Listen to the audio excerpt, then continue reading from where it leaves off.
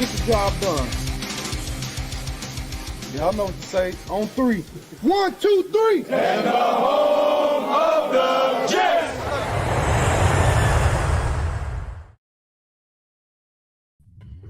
Good evening, everybody. Let's talk Jets. March 2nd. We are 1 week away from free agency. The NFL scouting combine has come and gone. The Jets made another trade. Bubs, what's up, my friend? Tyson, how's it going? How's everybody doing in the chat? It is finally March. Looking forward to free agency here in a week from today.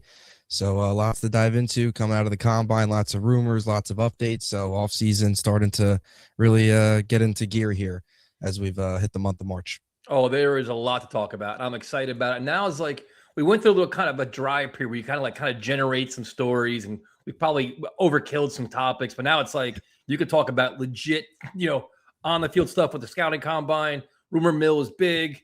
You can see through some stories that are out there. But I think what we should start off with is the trade, which we talked about. But Jermaine Johnson being traded to the Tennessee Titans with Robert Saleh. And once Aaron Glenn says and go to a 3-4 defense, you're like, all right, who's going to stay? Who's going to go? How much are they going to make? To me, the trade worked for both sides. The Jets, Jermaine Johnson kind of lost his spot here. He's still young, but he's not a good fit in the defense. Big contract demands. He's going to probably come up next year. T'Vondre Sweat kind of wore out his welcome to the Titans. Not really a good fit for Robert Saleh. So Jets get a run-stopping nose tackle, a prototypical nose tackle. Titans get their pass rusher. Yeah, definitely. I think you're spot on with kind of that assessment of it. I think it's a good win-win trade for both teams. Jets get what they want. Titans get what they want. Robert Saleh specifically gets what he wants, reuniting with Jermaine Johnson there in Tennessee. And we've talked about this a lot, but all offseason, it's kind of been headed in the direction of the Jets changing schemes and changing from a 4-3 to a 3-4. Carl Dunbar hiring hinted at that. Even the hiring of Brian Duker hinted at that. He comes from a 3-4 background. And we mentioned it a lot here on the show that Jermaine Johnson just doesn't fit as a 3-4 stand-up outside linebacker. He fits more in that 4-3 defensive end role, a guy that can, switch inside.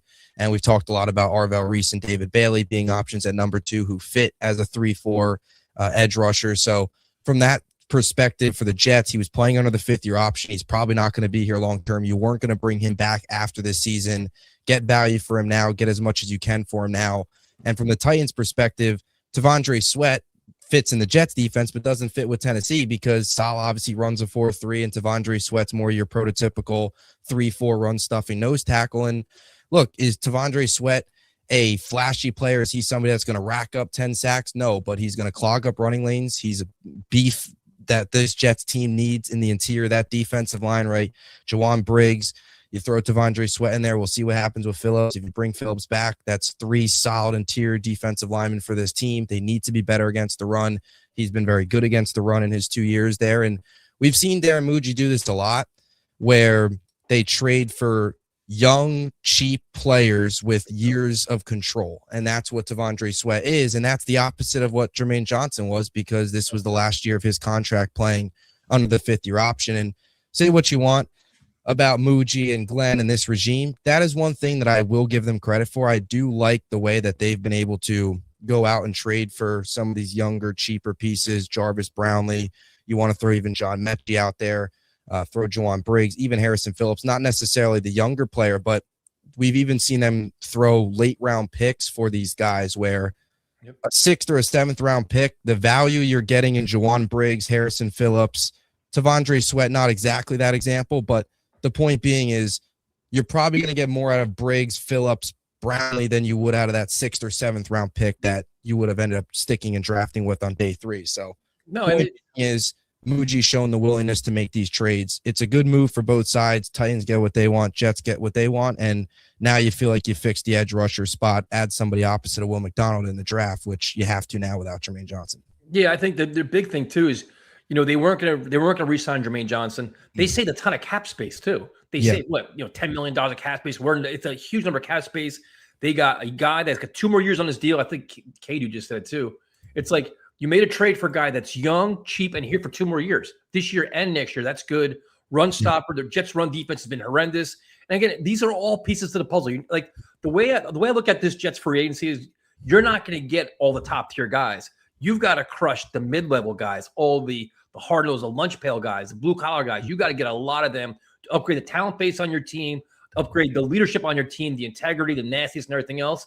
And this is one piece to the puzzle. Now, there are some rumors about Sweat where he's got maybe some weight issues here and there, some motivation issues, whatever it is. I think what that could do is just like this can motivate him.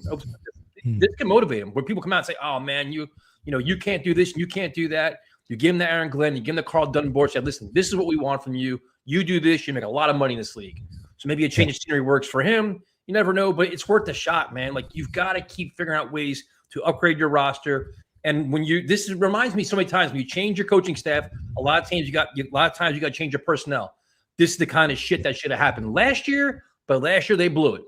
Now, the one thing is going into this free agency, they can't have a free agency like last year because, as you mentioned, Moochie did a really good job with trades. But if you look at the free agent class, it was horrendous, dude. It wasn't good at all, starting with Justin Fields and everywhere else. They went bargain basement shopping and it pretty much blew up in their face at every level where these guys were barely contributors. This year, you have almost $100 million of cap space. You have to be aggressive because you're fighting for your job. But you also got to fight to make your team competitive. You're wiping everybody out. You got to replace talent here. So they got plenty of money and they have no excuses. Now they're going to say, oh, well, there's a Jets tax. Don't care. Pay it. The other problem you're going to have is the guys they want, a lot of other teams are going to want, right? So if they say, hey, look, well, Alec Pierce is going to get tagged. Okay, fine. Everybody wants Romeo Doubs. Everybody wants, who's the other guy? Rashid Shaheed. Everybody wants the same players. If you're going to find ways to upgrade your roster, you have to overpay. You're going to have to be creative. You got to find ways to do it. And you've had all offseason to do it. You've had all last year to do it because last year was a complete waste. Yep. Yeah, you even throw Wan'Dale Robinson in the mix too as another name where you might have to go a little bit above or near his market value, which is certainly, I think, a little bit higher than probably the Giants would like. I don't think he's going back to the Giants. No. Kind of sounds like they're out on him. So he's another name where you might have to go a little bit above and beyond. But yeah, you're so right there. I mean, in terms of especially the defense, and last year, like this regime just in general doesn't have the built-in excuse of, oh, it's year one. You know, the Rodgers cap hit. They didn't have a ton of cap space last year where they were able to they went dollar store shopping, bargain basement shopping, all that stuff. They don't have that excuse this year. They don't have the built-in year one. It's, year one, we're getting a pass. They got to win. They know they got to win. They have to compete early next season. You can't start out 0-3, 0-4 on the hot seat with Glenn and Muji, or else there's a good chance Glenn's out that early in the season. We've talked about that a lot. So, yeah, you've got to make legitimate moves. You've got to be able to improve this roster and feel good about this roster going into the draft. Really go into the draft where you're able to kind of supplement what you did in free agency. Don't have it where you basement shop in free agency and then you got to hit on all your draft picks just to get to a competent level. This roster is so barren of talent right now that you're going to need to use a lot of this cap space and all this draft capital, even that draft capital, whether that's to trade up, trade back, whatever, use all of that to round out this roster. Need another receiver.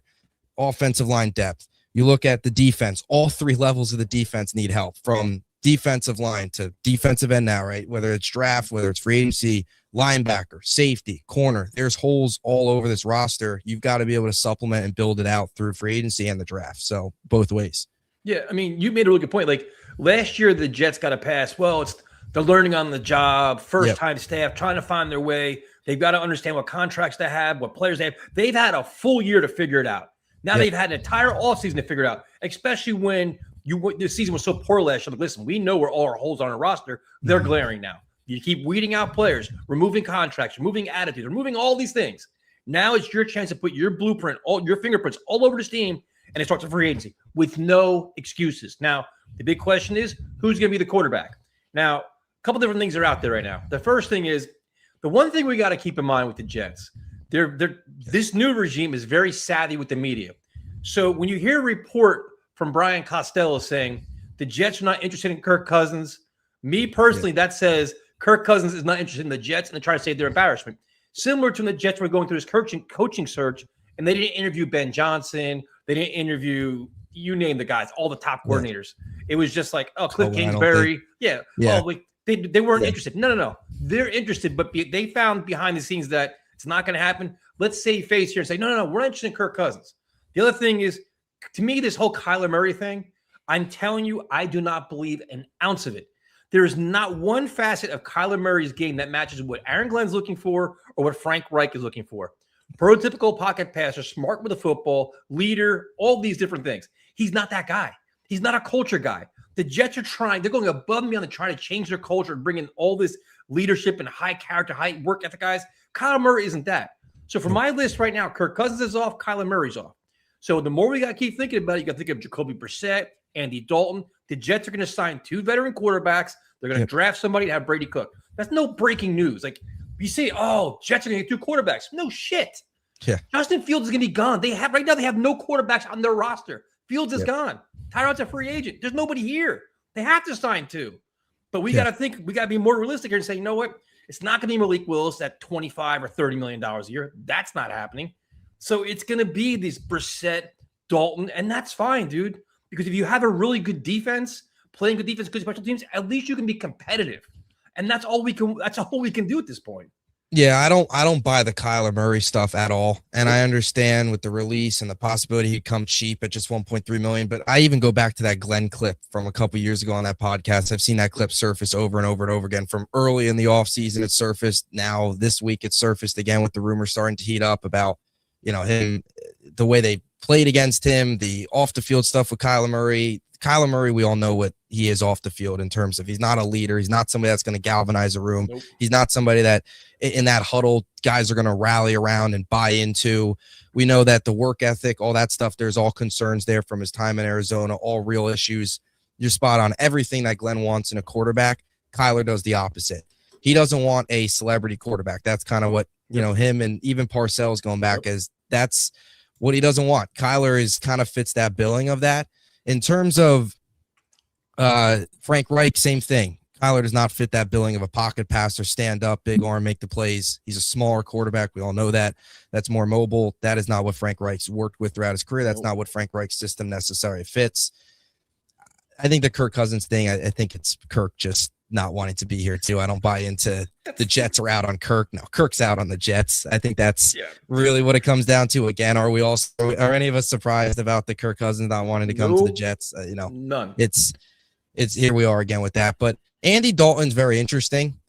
There's the name that kind of popped out too. And I know you just mentioned it just because of the connection with Reich from Carolina, another veteran. That's an interesting name to keep an eye on. I could always keep going back to Brissett. How does that all play, though? What does Arizona view him as if for their future? Like if they view him as their starter, they're obviously not going to get rid of him.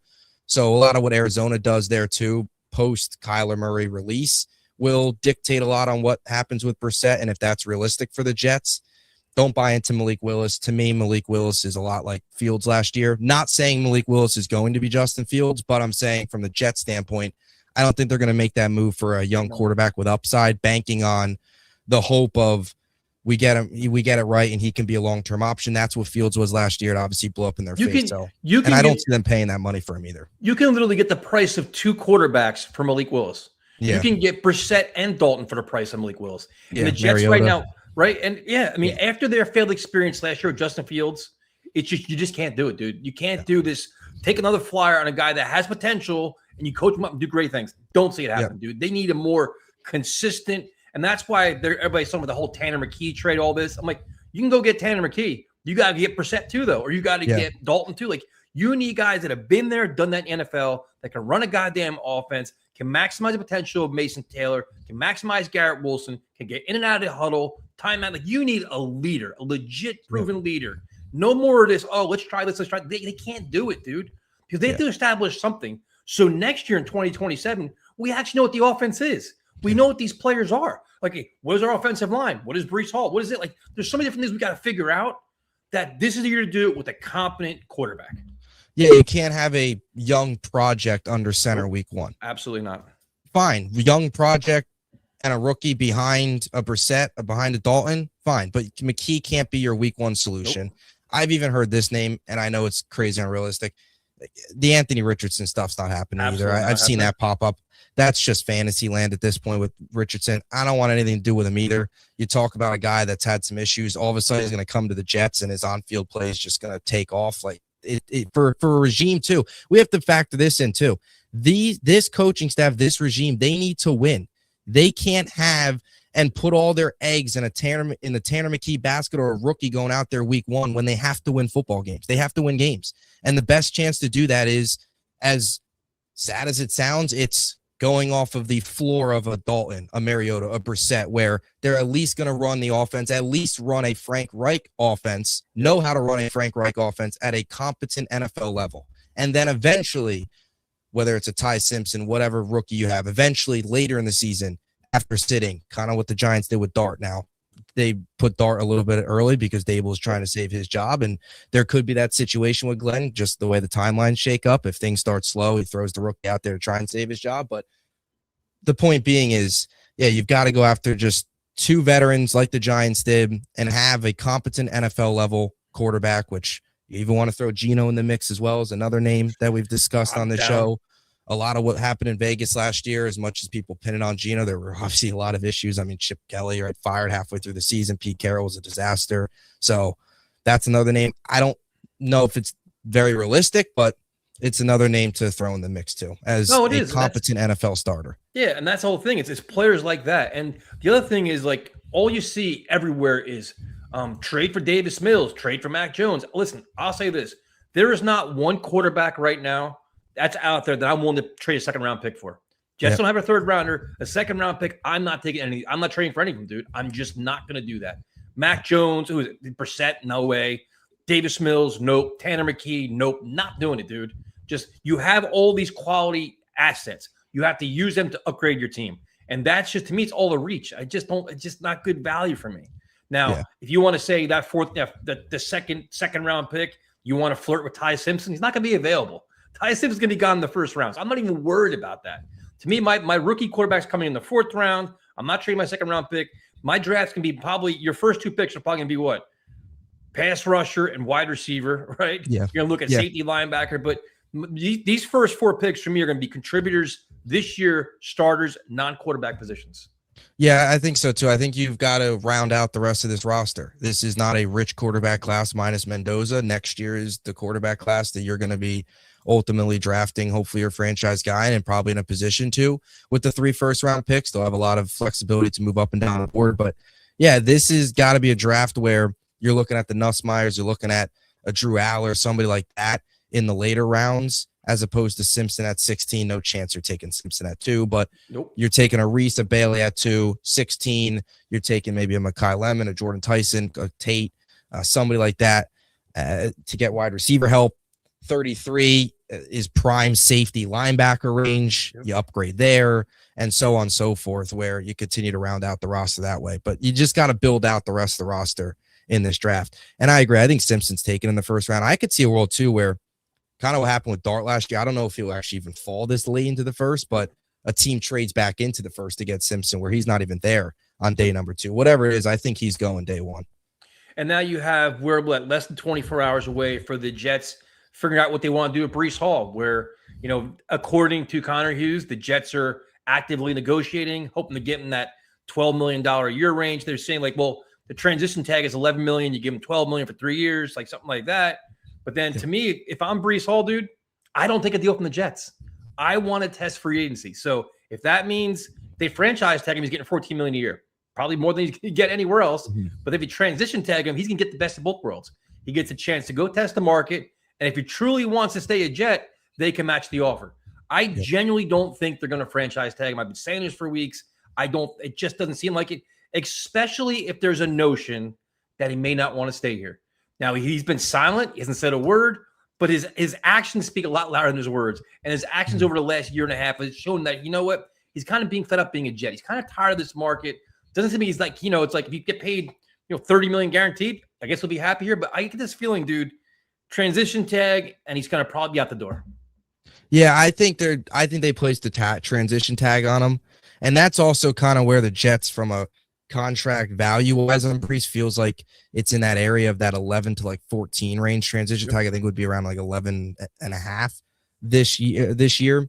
And it allows a lot of these other teams to do the heavy lifting, and also not only allows Breece to test what the market is for him, but also the Jets to kind of get a feel what the market is for him and the view is for him around the league. And if they want him so badly and Breece wants to be a Jet so badly, you can match that offer and he could stay here. That's the big question.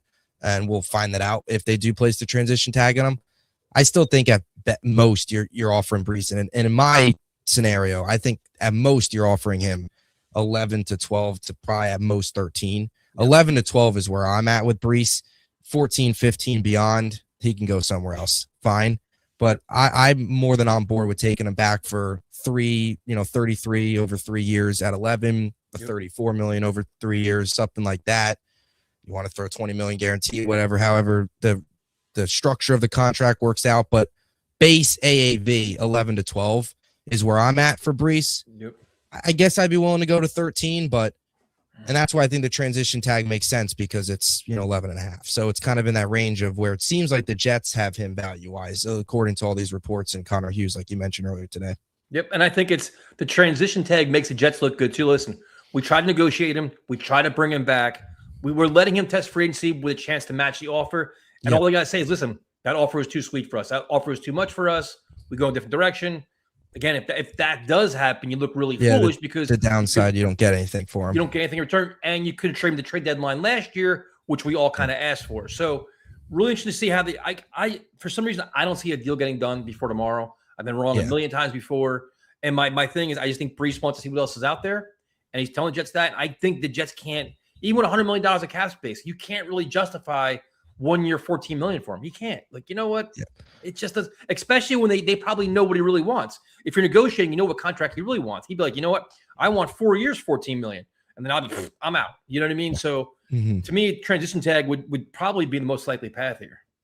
Yeah, I agree. I think transition tag's most likely. And I don't see the franchise tag happening. And that is the risk you run with the transition tag, is losing him for nothing. And then you really look foolish. Now, on the other hand, just going back to the Jermaine trade, it's kind of the opposite effect, because actually the patience kind of paid off for Muji in the Jermaine trade. Because Devondre Swift, in my opinion, better value getting a player for player in that trade than just a draft pick, a third, fourth round pick, whatever. So patience did pay off there. But in the Breece scenario, you really look foolish, like you said, not dealing up at the deadline when you were 1-7 and then losing him for nothing in the offseason. That's our biggest fears coming true. Yeah, 100%. So the Jets will have some interesting moves to make and how they pivot. And the other thing too, I saw a lot, my friends keeps texting me, he's like, dude, they're going to tag and trade him. I'm not so sure about that. You franchise tag him. What are people going to there's a very good running back free agent class. If you want a great running back, you have Jeremiah Love in the first round, who's phenomenal. Probably one of my best players in the draft at this point. There's a lot of other, I was like, the Breece Hall is not the end all be all for all these other teams. If the price gets too high, they can go somewhere else and get somebody else and go running back by committee or do whatever else. Like, I've already had plans in place for when Breece leaves. Like, you can figure, get this, get that. Like, there's things you can do, but figure it out before free agency starts. Don't let this linger for 2 more weeks where you're kind of hanging it out there, and then you're like, oh, now we're screwed. You know what I mean? Yeah. No, yeah, you got to make a decision. I don't see a tag and trade happening, especially depending on how this market, he's got to sign it too. Yeah, that too.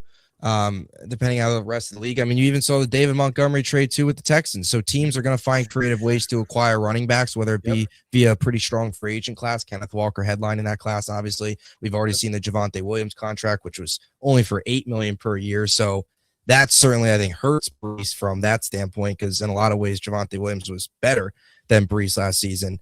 And he gets $8 million, where Breece is probably looking more towards the 11, 13 million range. So yeah, it'll be very interesting to see how it plays out. And just curious on the rest of the league's vantage point on him. Where does he test the market? He gets a ton of offers with the transition tag and the Jets are blown away, or is it kind of he tests the waters and it's the same or less than the Jets are offering him, and then that's where you probably see him back? Yep.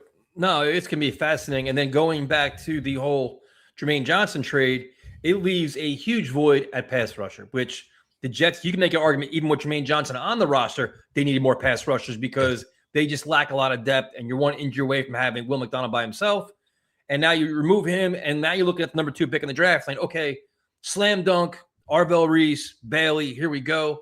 To me, it's like that could be true, but if you go out in free agency and sign a pass rusher, a decent or solid above average pass rusher, which there's quite a few of them out there, like you talked about before, you could have some flexibility in your draft class then.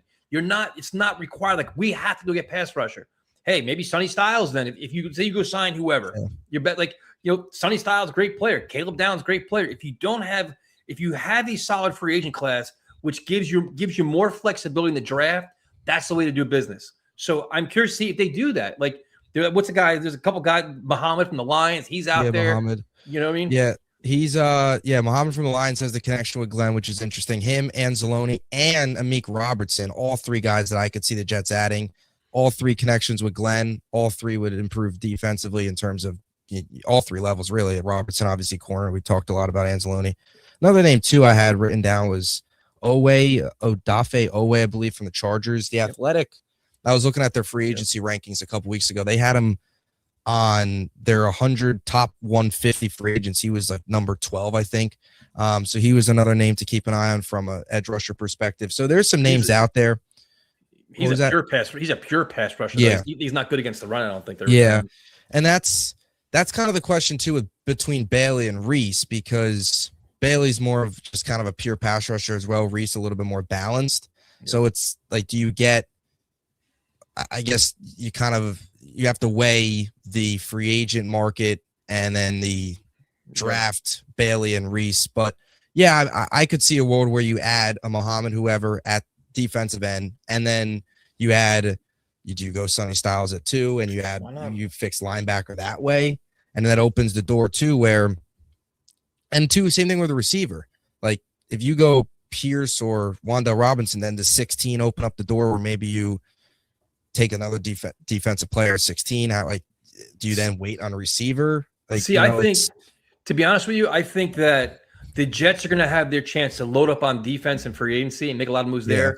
And they may have to use the draft to get the wide receiver, because if you go through the wide receiver list, we talked about a couple of them before, I think a lot of them are going to go elsewhere. And you're going to be going down to the Jalen Naylor, Calvin Austin, guys like that, because the top guys like Dobbs and Pierce and Shaheed, everybody wants them.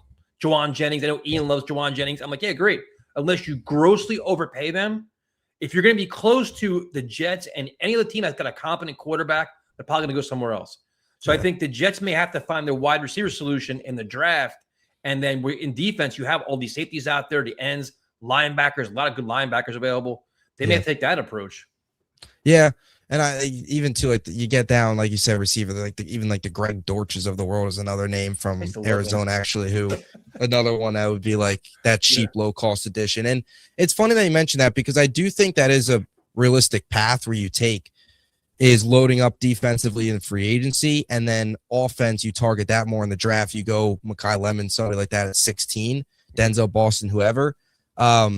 And it's kind of similar to the way that the Patriots, because you remember last offseason, Patriots spent a ton in free agency on defense, and through the draft, they focused more offense.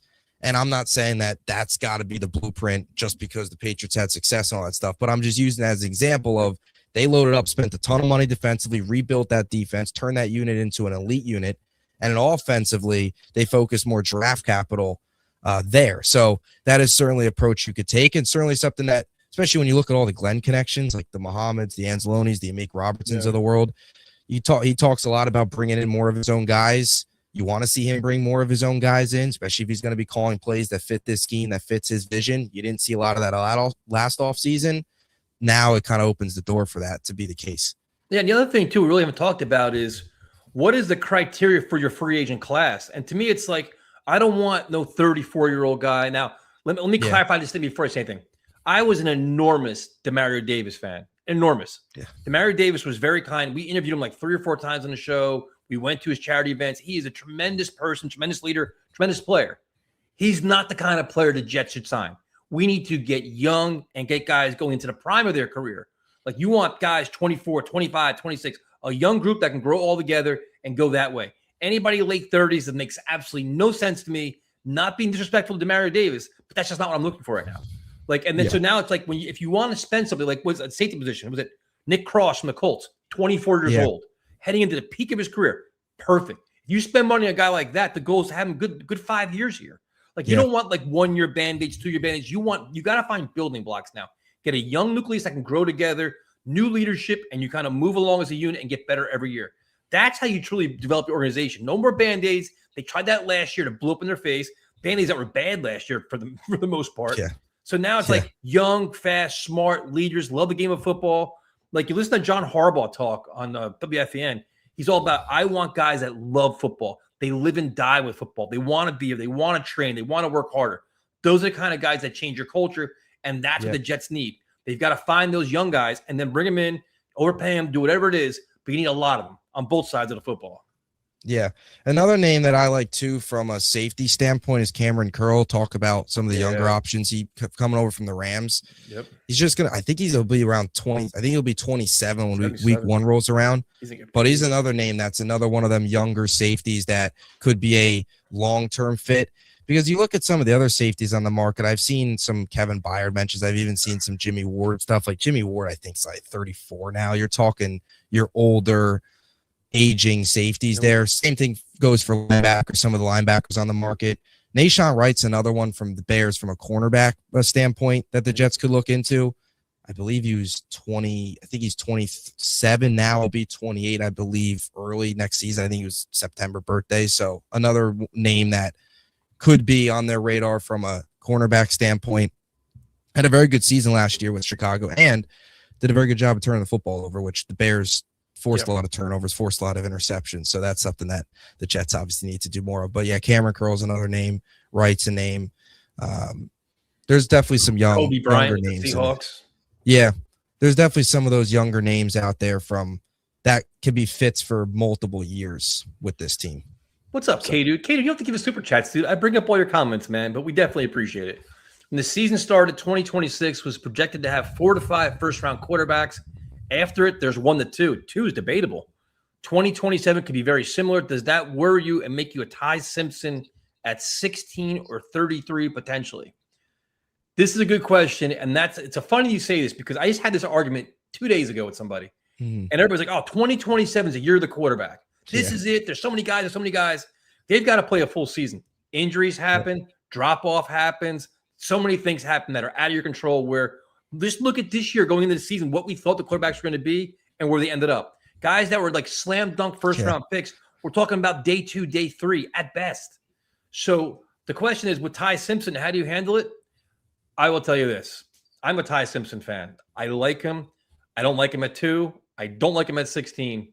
But if you trade from 33 and get him, I wouldn't hate it, dude. I wouldn't. But with this caveat, knowing that he's not playing this year, he's literally sitting the entire year behind Brissett and Dalton and whoever else. He's not playing. He's literally just learning the entire year, putting on size, getting comfortable, learning the offense, getting everything like that, and just stash him away. Will the Jets be able to do that if they start losing games and they feel the pressure? I don't know, but to me, I'm not taking him at 16 or before. But if you trade up like you talked about the Jackson Dart thing, late first round, why not? Yeah, and I think too with the 16, that's kind of a sign from this regime that like you're planting your flag with Ty Simpson. You're like, if he doesn't pan out, that could be the end of this regime like that. If you get him at 33 or trade back into the first, it's not as much of we feel like he's our guy, he's our future. You're kind of putting your stake into the Ty Simpson stock if you take him at 16 from a Glenn and Muji perspective. The combine certainly helped this stock, and now you hear a lot about that he was sick during the end of the season with Bama, put on more weight. So that is certainly something that helps his stock now with some of the struggles where early in the season when he was playing and he was healthy, he was playing well. Yeah, I mean, the 2026, all we heard for a year was 2026, right? Last year, same thing. Oh, Cam Moore, that's it. 2026 is the year. Kate Klubnik, Garrett Nussmeier, Drew Aller, all these guys are going to be available at the top of the class. Lenore Sellers, he's another name. He didn't even declare. Another name that all we heard was all of these guys, and now it's just Fernando Mendoza. And then you get your Trinidad Chambliss of the world, too, who now he's not coming back, but you always get every year that one quarterback that kind of comes out of the middle of nowhere. I mean, I don't remember everybody talking about Fernando Mendoza this time last year as a 2026 option. So just from the 2027 draft class perspective, there's going to be names that are going to fall off. There's going to be names that are going to live up to potential, your Julian Sayans, your Arch Mannings. And then there's going to be names, too, that surprise. Yeah, Sellers. And there's going to be 2 names that come out of the middle of nowhere, kind of like Mendoza. We'll see what Chambliss does. I know CJ Carr, big Notre Dame guy, so he's the name to sign me up right now, dude. CJ Carr in a Jet uniform. I'm already trying to find ways to get Jeremiah Love on this team. Jeremiah Love. If Breece Hall goes, dude, my campaign is starting. I'm not going to lie to you. They could get the first half of the Notre Dame connection, draft Love this year, and then go CJ Carr next year. I'd be so happy. So now the thing is, I saw this comment I wanted to react to. Where the hell is it? Let's see. Hold on 1 second. It was something about. It's always funny because I always see people react Yeah. to Dante Moore, Trinidad Chambliss. Oh, they didn't want to go to the Jets, and all I could say is that if you were scared to, if you didn't want to, if you weren't there when we were 3-14 this year, get ready when we're 3-14 next year. But the comment was basically the Jets can't afford to only win 3 games with a bum quarterback. I think at this point they're trying to find a guy that can hold the fort and prove that they know how to coach and manage a team and just be competitive. I think if they put a premium on the defense, which are going to have to be just fill out the roster, play good defense, play special teams, run the football, don't turn it over as a quarterback, just hold on to the ball and complete the basic passes, they can win 6 games. And that's their goal. Just do enough to show that, listen, we know what we're doing here. Last year was a disaster. We cleaned it up. We got better coaches. We got better players. Glenn's calling plays. Frank Reich on offense. Now we can say, all right, this is our true building block year. This year, last year was a mistake. I think if they do that, they'll come back next year. Anything less than that, if we see any glimpses of last year, they'll be gone. Yeah, especially with the coaching staff turnover 100%. In terms of all the changes you make, and now, we got the right staff now. You bring in a head coach, the offense that Glenn wanted, that Glenn's been targeting. No, I mean, you've got to be at least a 6-win team, and 6 wins. Not all 6-win seasons are built the same. Like, you've got to show 6 wins of progress. It can't be 2-12 and then you win, or no, that doesn't add up. You can't be like 2-9 and at the end of the season muster up, go 4-1 over your last 5 and just pick up a bunch of garbage wins. You blow the tank in December. Yep. Like, it's got to be close games. You're in it. There's an actual identity to the team. There's actually a way that they're playing. And the bar's low. I mean, 6 wins it's rough to talk about. Yeah. We know bad football when you see it. We also know a team that's very well coached, disciplined, fighting, and they're just losing because of lack of talent. That's like our requirements last year were just be competitive. Just know what you're doing. Act like you're a good football team. And as the season plays out, get better. We saw the exact opposite of that. So now this year, second chance for Aaron Glenn. No idea why, whatever. But now it's like, okay, listen, you've had your chance of all your excuses were last year. This year, you've got to come out week 1, play quality football. Quality football the entire year. Yes, you'll have your blowouts and this and that, but you've got to be week in, week out. Like, all right, you know what? We got something here. We can buy into this. The players are buying in. You're actually here's an idea. You're going to see players actually getting better. How about that? That'd be nice to see, especially these young guys. Yeah, and Glenn himself. Let's see in-game management get better. How about that? Like, let's see this team have a legitimate advantage in some of these games schematically. The little things. So we're not asking for much here. We always say, right? All we're asking for is just competent football and improvement too.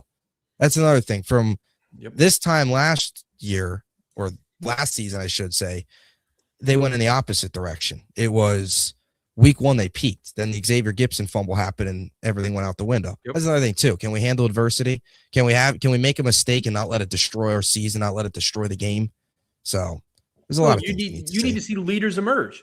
Like, to the point here, Sherwood can't get worse, right? Well, he was your team captain. You've got to see a leader. You've got to see just a whole different mindset on defense. No quitting. You want to see intensity. You want to see tenacity. You want to see sideline to sideline effort. Anzalone probably bring a lot of the characteristic with you, but that's all going to change. If you see that, I think we'll all be a lot easier on this team. Like, all right, listen, we see the vision now on defense. Things are turning a little bit, especially with Glenn calling plays on defense. Like, if you see legitimate progress with this defense, you got to give Glenn credit. And that's a big feather in Glenn's cap for him saving his job, is if they're able to turn this defense around under his watch, as he claims he's got the superpowers. But all jokes aside, in all seriousness, though, like, Jamie and Sherwood got worse under Aaron Glenn. Will McDonald, all these guys got worse under this staff last year. Glenn's got to prove, okay, I'm going to run my defense. I'm going to call my plays. Those guys have got to play better. Those guys have got to play to their standard, and they've got to be legitimate difference makers. Yep, and this is the excellent point. Sonny Styles is a leader. Caleb Downs, leader. Jeremiah Love, leader. But that's what you need to add to this team. You need that in terms of either free agency or draft. You've got to find guys that just change the mindset of this locker room where, like, losing is no longer acceptable. Losing is no longer being justified. Figure it out. And the coach staff's got to back it up too with the whole accountability thing, which they didn't do last year. No. So, like, again, like, to me, while this year is not going to be a year we're going to talk about, like, 12 wins, playoffs, we expect a lot of this team. We do. I am not giving this team a pass by no means, especially his coaching staff. No. This is your second staff, second year bringing your own players. Yeah. Got to be a lot more competitive. The coaching staff was a disgrace. They won 3 games last year. They're lucky that this owner's incompetent enough to keep them around for another year. 31 other teams had a choice to fire Glenn. They all would have fired him. So they're lucky they're getting another chance. And they're getting another chance after failing as badly as they did, handing Fields $30 million guaranteed, to go and find another quarterback. Now, no, they're not trying to find the future quarterback, but you've got to find somebody better than Fields. Like, yep, it's not hard. It shouldn't be hard to find an upgrade over what Justin Fields provided for this team, for what Brady Cook provided for this team. And you get another chance now through free agency to do that. Say what you want about the options, but I'd take Andy Dalton. I'd take Marcus Mariota. I'd take any of those guys over what we saw last year out of Justin Fields. So now here's the question. Unless the Jets make a trade prior to free agency starting, which they may go get Jacoby Brissett or something with that, which I would be completely cool with. 100%. I almost feel a little better. Like, all right, you get, because the reason I'm really on board with Brissett being an option. I like Brissett. I know some people are iffy on him. I like him, but the thing is, and here's the thing: he's got connections to Reich, played well last year, excellent leader, good mentor, good team guy. If you do it before free agency starts, guess what you have? You have something to tell the wide receiver that you're trying to recruit here too, because right now you go into free agency. Say you call Wan'Dale Robinson, or you call Romeo Doubs. Okay, we want to offer you 3 years, $17 million a year. Okay, who's my quarterback? Well, we think it's going to be no. Who's my quarterback? Because while I'm getting paid, I want my numbers and I want to win. If I'm not going to get either one of those, I'm going to go somewhere else, or I'm going to make equal money. If you have somebody in the fold already, at least have some kind of vision. All right, well, listen, we have Brissett. We're probably going to sign Dalton too, or Mariota, whoever else, and we're going to draft the kid. But you got to have some kind of vision to sell your free agent class to show that, hey, we know what we're doing and we have a plan in place.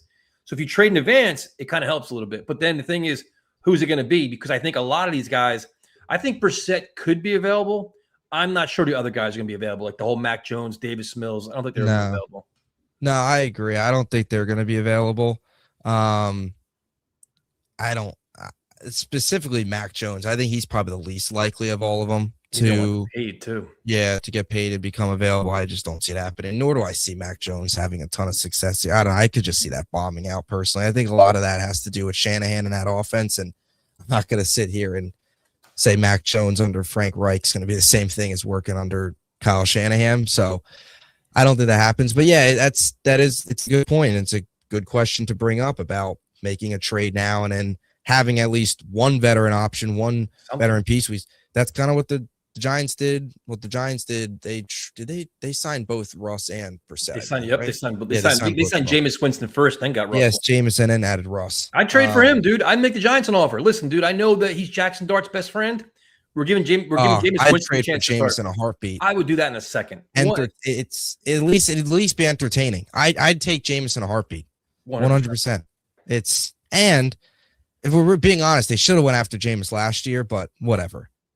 You know, they wanted to go Fields. Jameis went across town, but I would still call the Giants. I'd at least get a no from the Giants on Jameis. Well, at least let them tell you no.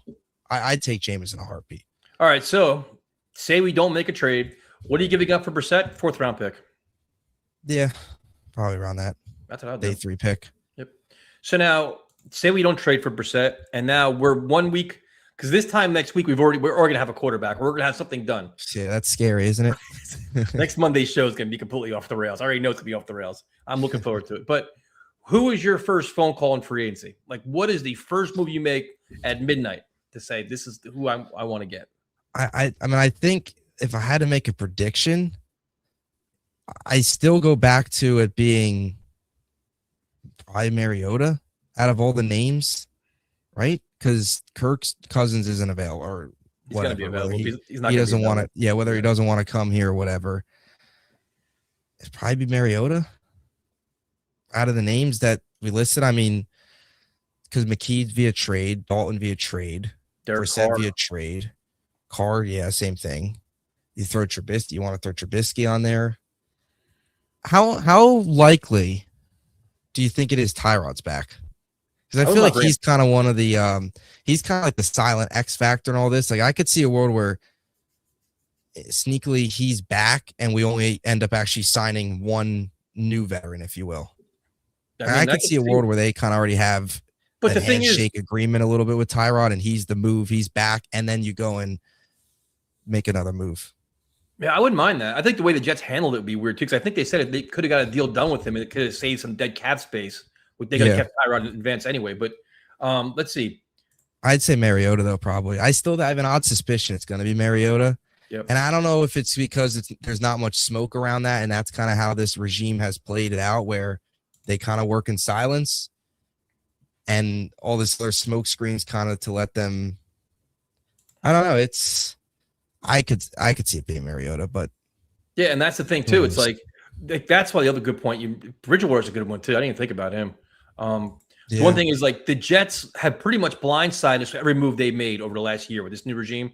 So to think that all their plans are getting leaked out right now and we know what they're going to do is kind of funny because we don't know. You didn't see any reports about Jermaine Johnson. We didn't see anything about the trades last year with Sauce and Quinnen, and Fields caught us all by surprise. So you're pretty sure the Jets have locked it down with their intention of not being revealed to anybody. Yeah. The first phone call you make is really interesting. Like they're saying there could be a market for Alex Anzalone too. Like Jets aren't a slam dunk for him either. Yeah. So you mean first call you make for quarterback or just in general? First phone call at midnight. Who's the first? Oh, just in general. I think first move is going to be Alex Anzalone. I think he will be the first move the Jets make. I've said that for a couple months now, or a couple weeks, I should say. I think he is the first move. And it's probably going to be a bit of an overpay. I think he's the first free agency move they make. So I would go him. Yeah. That he is the first call, or the first call I would make, or first call I think they make. It'll be Alex Anzalone. To me, it reminds me of how like when Rex got Bart Scott, like that was the first one they went after. Be a much less contract, but kind of the same thing too, where they want to get the player, like the guy in place that could be your recruiter on defense. Like, listen, I'm here now. He's your spokesperson on defense to help lure guys in. Yeah. Yeah, that's what I think they do. There's too many obvious connections with Glenn and all that to be here. And then I really like Cameron Curl. You target safeties at that point. Yep. And then you obviously quarterbacks. I mean, receiver. I mean, you need receiving help. I just don't know how the Jets are going to get it. I don't think they're going to the top 4 or 5 guys. Yeah, I agree. I think it's probably going to be kind of that second wave where it's I don't even know if Juwan Jennings is going to come here. I don't know if they're going to pay that price. I would.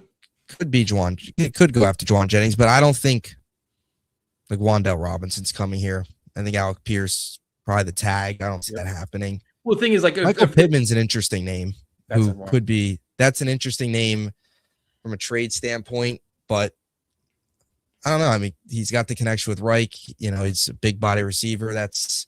We kind of forget about him as the other Colts receiver. Everyone talks about Alec Pierce. He could kind of be the other name that surprises some people.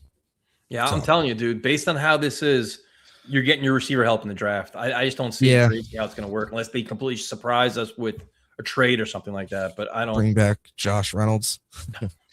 But yeah, you're looking at probably the second wave of free agent wide receivers.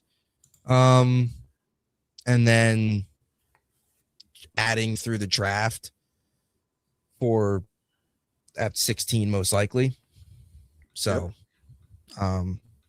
another name I would keep an eye on too from a defense line perspective would be DJ Reader from Detroit too. He has got the connection, or is in Detroit now.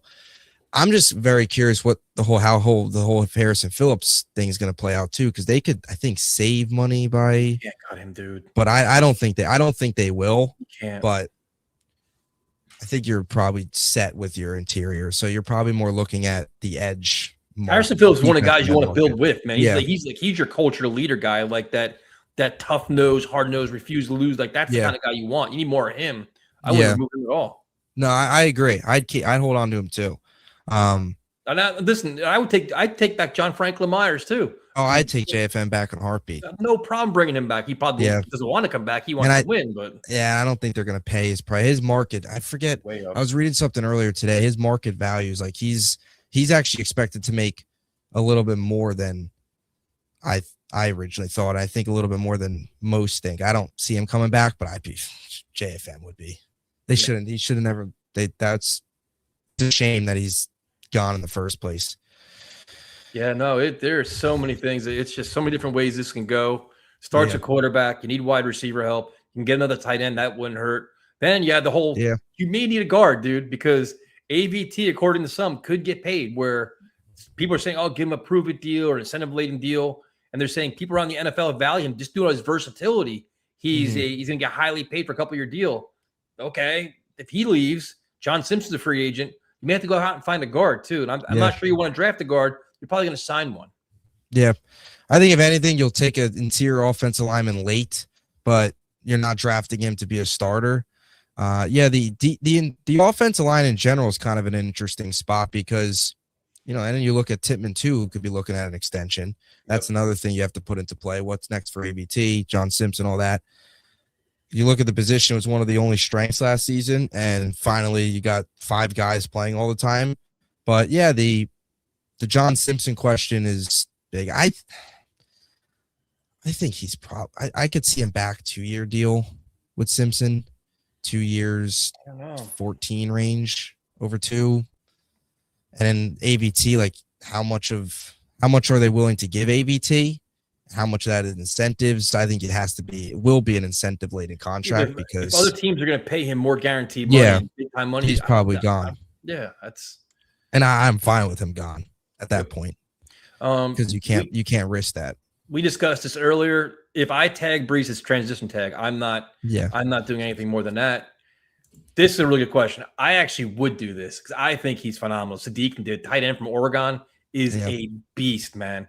I understand we have a Mason Taylor, the athlete and the player that this kid is. He is an absolute savage. I would take him in a heartbeat. He's really good. No, he's a beast. Very good season last year. Athletic freak. Big physical. He could run. Yeah, I think he's like 6'3", 240, 245. Yeah, he's a monster.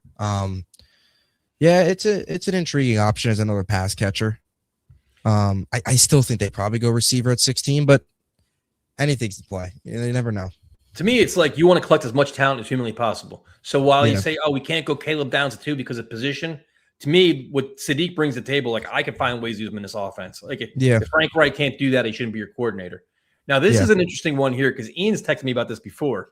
How do you feel about Minkah Fitzpatrick with the Dolphins? He's in the last year of his deal, played really well. You have Brian Duker, Slowick. They have familiarity with him. The thing is, it's 2 things. It's like, all right, you're going to trade for him. What are you giving up to get him? Secondly is, if he's in the last year of his deal, you probably got to give him a new deal, too. I don't think you can trade for him. Say, okay, just play out your contract, and we'll see what happens next year. I think you probably got to add some money to his deal, no? Yeah. I don't know if he's going to come here and just play off the final year of the deal. Minkah Fitzpatrick's a very interesting name, though, because he's got the connection with Duker, as stated in that comment. He's got a history of, I think he's got 21 interceptions throughout his career. He's got a history of forcing turnovers. Last couple of years, they haven't come as often, but you talk about more of a ball hawk type of safety. He's been able to bring that a couple of years during his career in Pittsburgh specifically, where he was near the top of the league. Jets obviously need more of that. I actually don't hate the idea of Minkah Fitzpatrick. I still think he's got a decent amount left in the tank. Can you get him for is it a 4th? Is that enough? To me, it's like, it's tough. I mean, and it's funny how we're all talking about Duker, like, oh, he's a Duker, like he's all of a sudden this innovative defensive genius. Yeah. Well, they're just gonna load up on the former Dolphins and the former Lions at this rate. Yeah, so a lot of interesting things.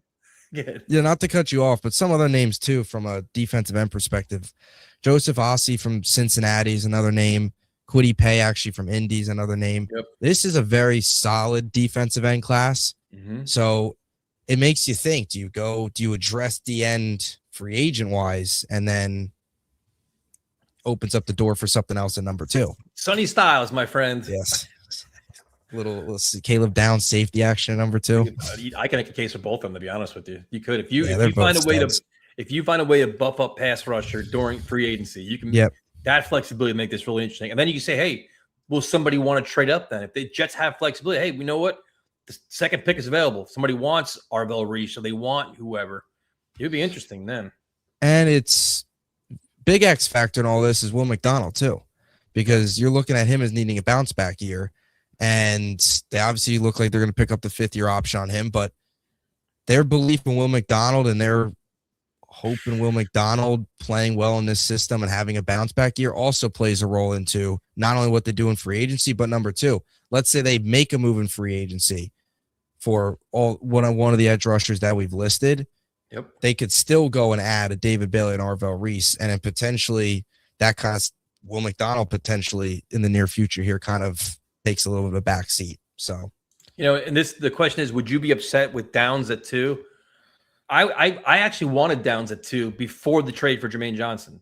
Now it's like, get rid of Jermaine Johnson. Now it's like there's a huge hole where it could be addressed much easier. But if you go pass rusher in free agency, get a prominent guy there, all right, maybe there's some flexibility. I'd probably take Styles over Downs, but I like them both a lot, dude. I really do. And they're difference makers. They're legit culture changers. They're impact players for the foreseeable future for your team. And I think people too, a lot of people cringe at the idea of taking a safety at 2, but Caleb Downs, a lot of people got to realize he's more than just a safety. Like he's like a Swiss Army knife in the secondary. He could play linebacker, play the box, highly versatile. This is a guy that like can do a little bit of everything.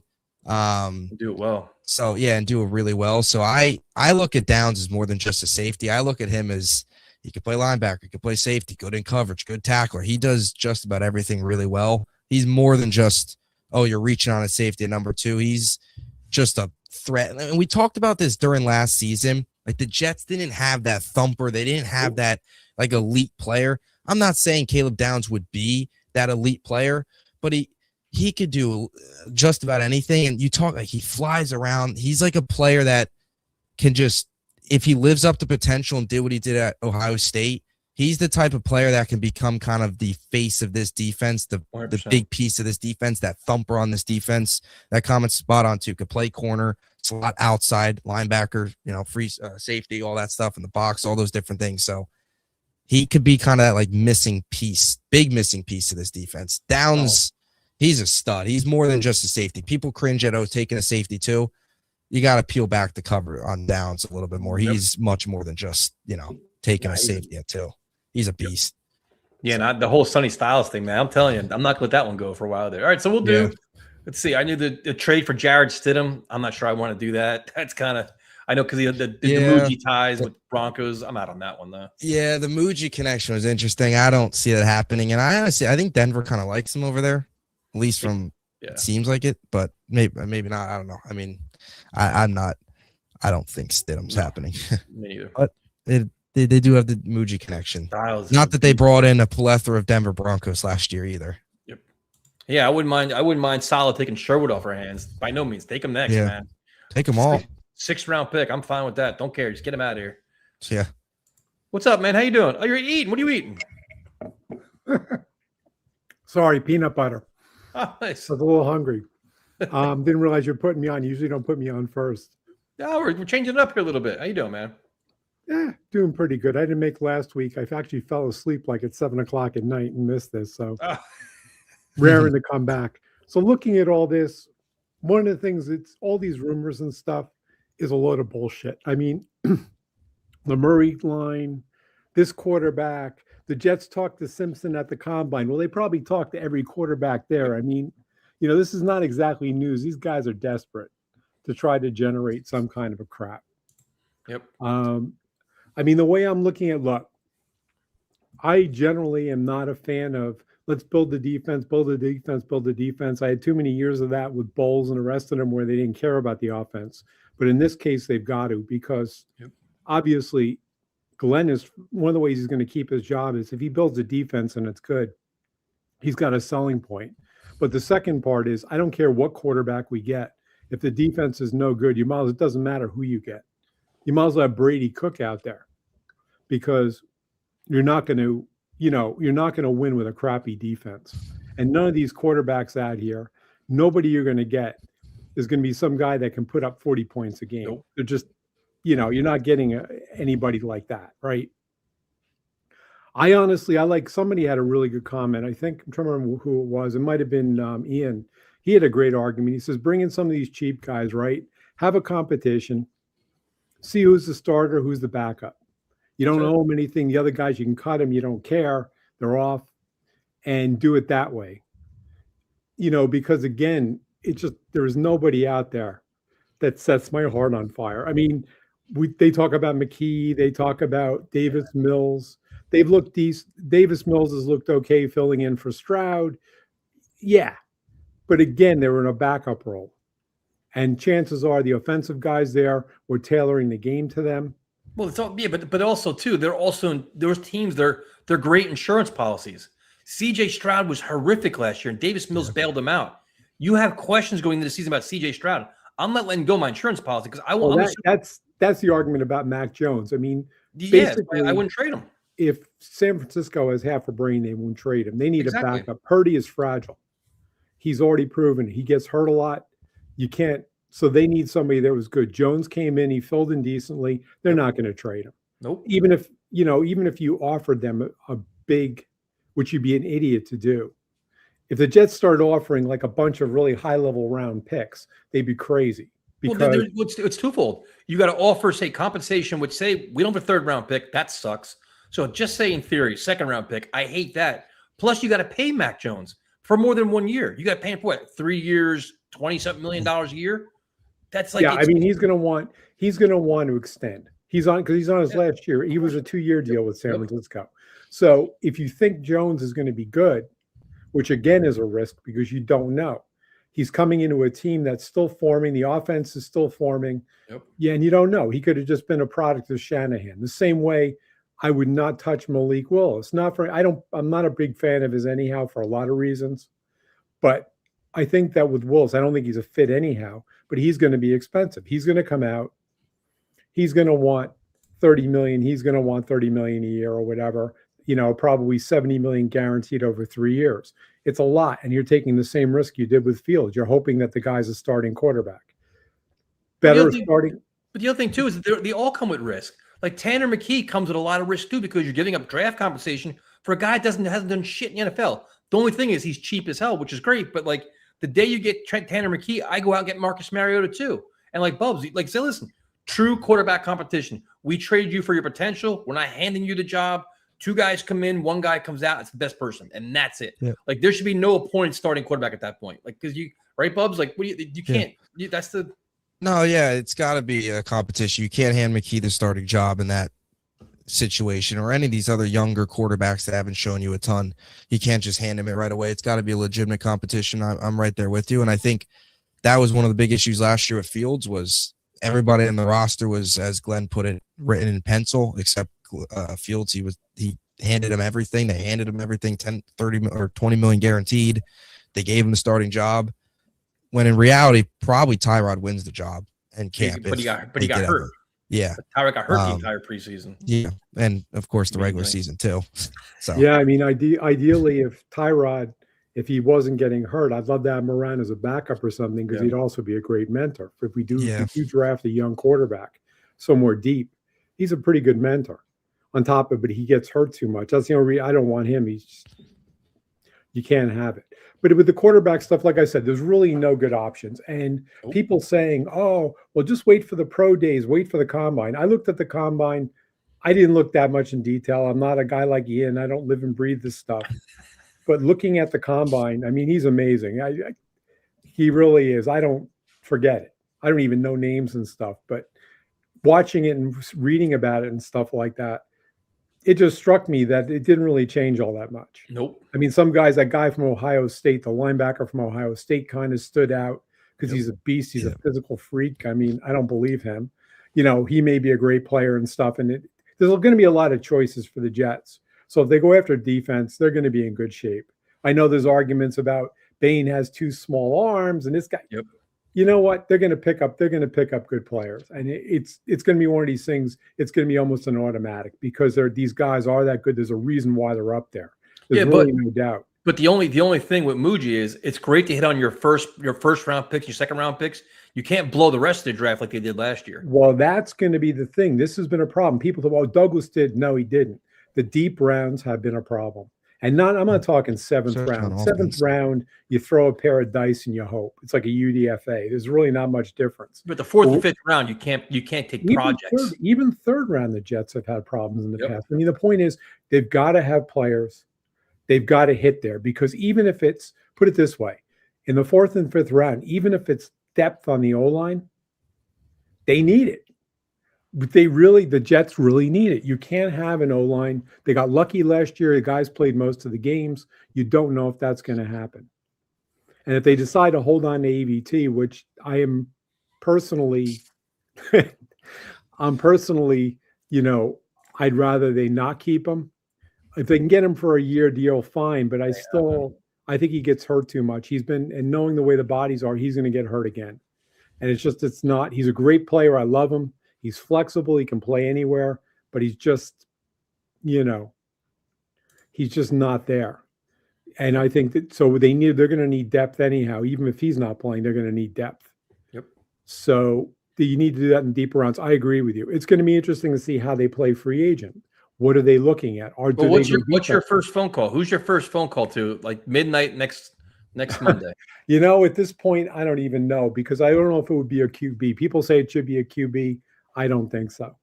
Honestly, screw Kirk Cousins. He's not coming here and he's just going to dick you around. He's not worth it.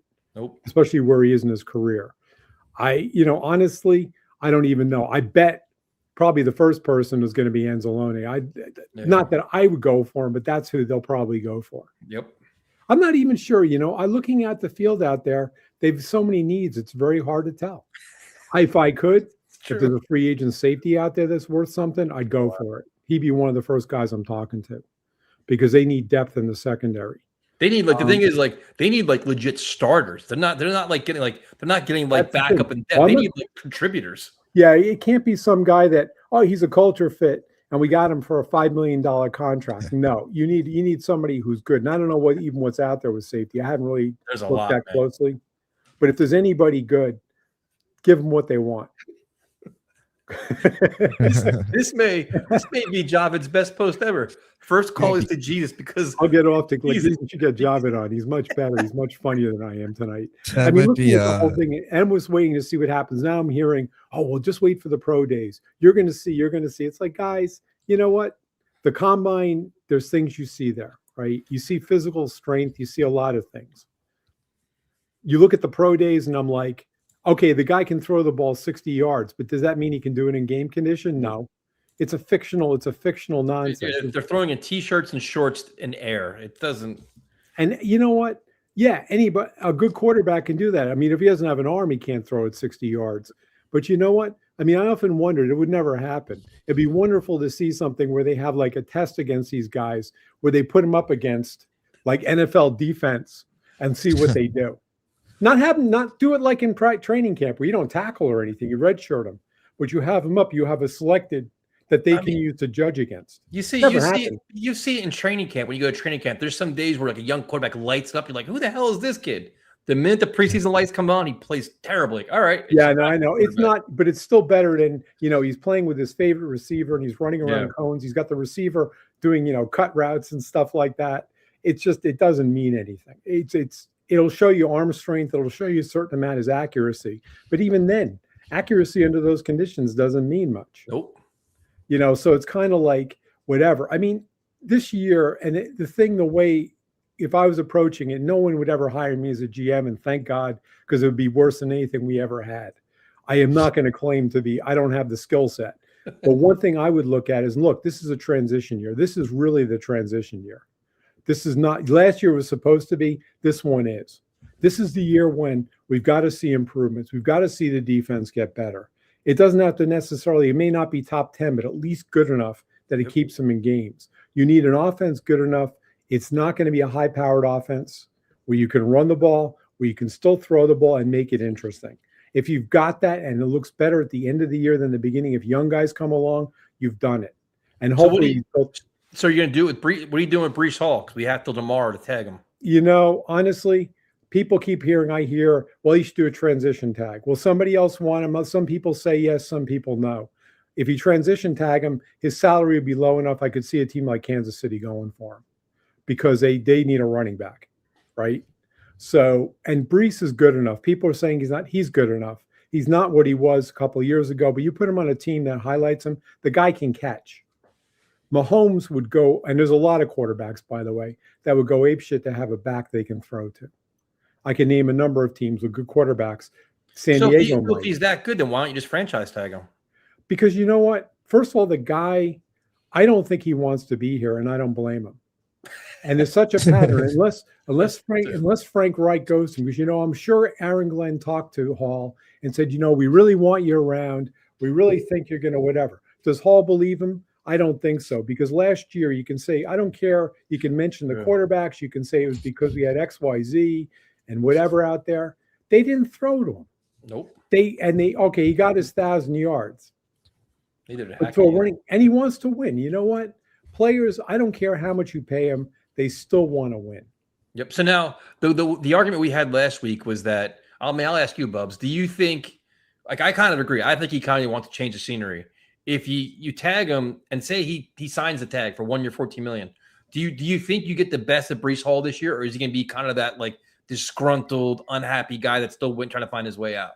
Yeah, I think he wants the long-term deal. Now, $14 million this year, like, would he have gotten that with any of these other contracts? Like, there is that possibility where the value is just under, well, if they transition tagged him, or he might be making more under with the franchise tag per year than if he just signs a regular deal, depending on what he gets. But yeah, no, I think he wants a long-term deal. I don't think that's the best case scenario for both sides. I don't think that's the best case scenario for Breece or the Jets. I think you're better off.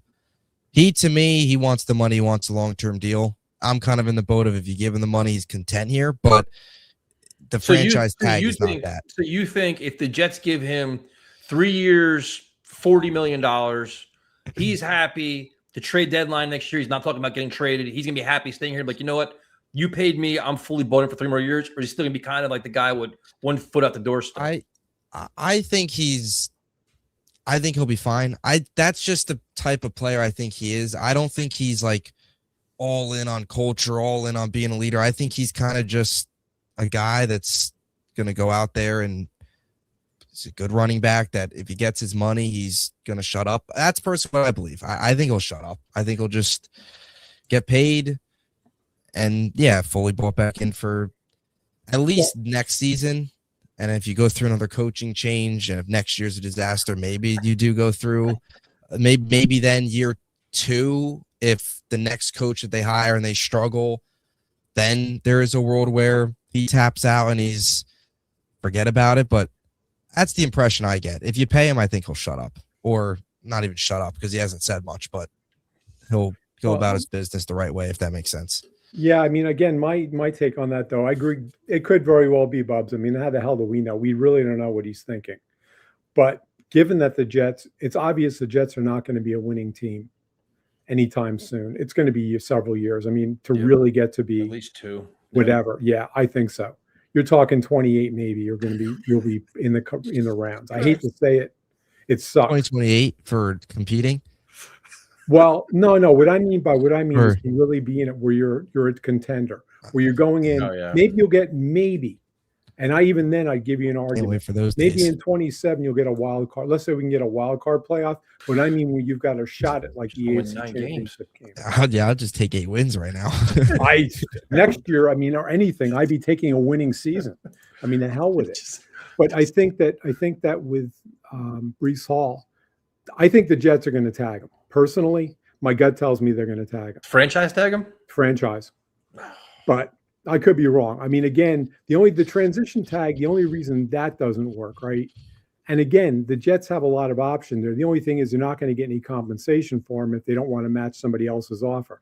Now, are other people going to be dying to pay him $14 million a year or $13 million a year if the Jets transition tag him? I think somebody might pay him 12. And will the Jets match that? Maybe, but he can refuse it if he wants.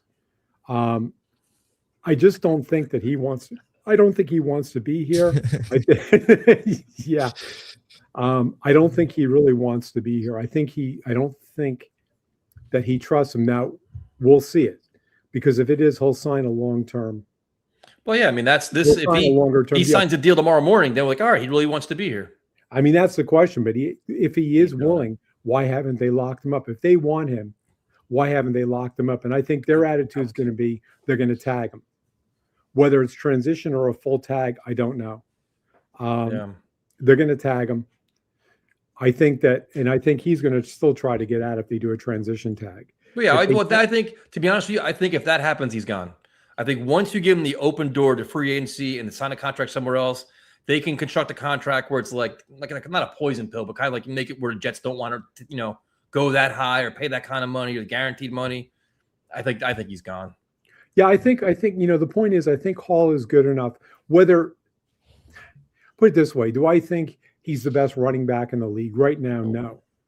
But he's still good enough that he could command. Running backs are still not, getting paid what wide receivers do. They're still, at the bottom of the barrel again. But there's going to be teams, like I said, the fact that he can catch is going to attract several teams. They want him. He's a safety valve. He's a lot of things. Yeah, but thanks for calling him, man. We appreciate it. Yeah, I don't want to drag it. Let's get job in. I want to see his commentary. Have a good night, man. Take care. A part of me, this is going to come off really negative, but I don't care. I just got to say it because it's just how I feel. It's just like, I like the player Breece is. We all bought into Breece. Breece this, Breece that, Breece Lightning. He's a cornerstone. To me, it's like the money you're going to pay him, and you look at the other free agent running backs that are available, you look at guys in the draft that you can get, it's like 1 year, $14 million makes no sense to me. It just doesn't. Like, I don't know. Like, I know they didn't use him right. He had poor quarterback play, all these different things. I understand all the facets of it. It's just like a part of me just keeps thinking a change of scenery to both sides is better. And if he, like, the Jets are going to suck with him or without him this year. That's kind of the way I look at it. Like, you know what I mean? Yeah. So I don't know why I keep feeling like that. No, yeah. I mean, they'll probably suck either way. You're right about that. I guess I think he's a good player. They don't have many good players. I'm on board with keeping a good player around. I don't think he's elite. I don't think he's a top running back in the NFL. I think he's a solid player, and I think use him properly, he can be even better than that. But I'm on board. I don't think the franchise tag makes much sense for either side. I think you're better off going the transition tag route where he could test the market, see where his value's at, come back to the Jets. If they want to match it, great. If not, it's tough that you're not going to get anything for him. But I just think in a lot of ways, a franchise tag, I'm trying to say both at the same time, a franchise tag is going to work out worse for both sides, honestly. Because then you're paying him the 14.5. I don't necessarily know if Breece is going to be happy with that franchise tag. You end up just trading him at that point, But you see with the franchise tag, you kind of see like he's not going to sign it. He can hold out. Like you could see that whole drama unfolding where he's not going, oh, great, I'll just sign this now, report to camp. Like, I don't think it's going to happen, dude. Yeah, no, I think it makes matters worse. I think you're better off transition tag, working out a long-term deal that way. Worst case scenario, you lose him for nothing, which would stink. But the franchise tag, I think, just makes matters worse. He wants a long-term extension. Franchise tag does not give him a long-term extension. He is not going to be happy. What we're doing right now is we're talking numbers. And the benefit we have on this channel is we have a salary cap guru, a contract guru. The problem is, just like Aaron Glenn last year, he took a year off. His performance was horrendous. It was embarrassing. We thought about firing him, but I summoned my inner Woody Johnson, said, you know what? We'll keep him one more year to see what he can do. I'm not really encouraged. I have a funny feeling this time next year, he's not going to be with this. He'll probably be on afterburners doing contract talk, but what's up, man? Is this guy coming on now? You could put me back in the green room. I'll wait. Is this the way you introduce people? I gave you all that buildup. You call that buildup? I hyped you all up, man. I don't call it hype. Wasn't that hype, Bub? Wasn't that a hype? I gave him the whole friggin' he's lit. Lame duck is right. Oh my God. I don't think so. Jaime's the fact that he's president of that team. It's just it's a disgrace. Another story in itself. Every time I hear that name, I get angry. I know, right? Jaime. And the other one, what is he? Axelrod. So listen, we have less than 24 hours to the franchise tag deadline. What are the Jets going to do? Transition tag. Let him see what the market is. Do you think he stays or goes then? Yeah, let him go. Let him go. I go after that. Go ahead. Do you think so? Just say that he gets blown away with a crazy offer. Do you think the Jets feel pressure to bring him back to not feel the backlash of blowing at the trade deadline this year and then letting another young player get away from them? You can't think that way. You got to look what the best for the team, right? you got to use at least 50 million of that cap space that you have. So you go out and get guys that are new to the team who can do probably just as good as job with what they've done. I'd go after that kid from Atlanta. That's shadows of Bijan. A kid, he's like a beast. He just runs, and it's hard to bring him down. There's a lot of. You have Rico Dowdle. You have freaking Isaiah Pacheco. There's a bunch of guys out there. Yeah. ATN. Also, if you want somebody like that, but you also look at the value. You look at the value of David Montgomery with the trade today. You look at the contract that the Cowboy running back got. It's interesting to see how the running back market is right now. Yeah, what did he get? Like $8 million? Got $8 million. Yeah, Devontae Williams.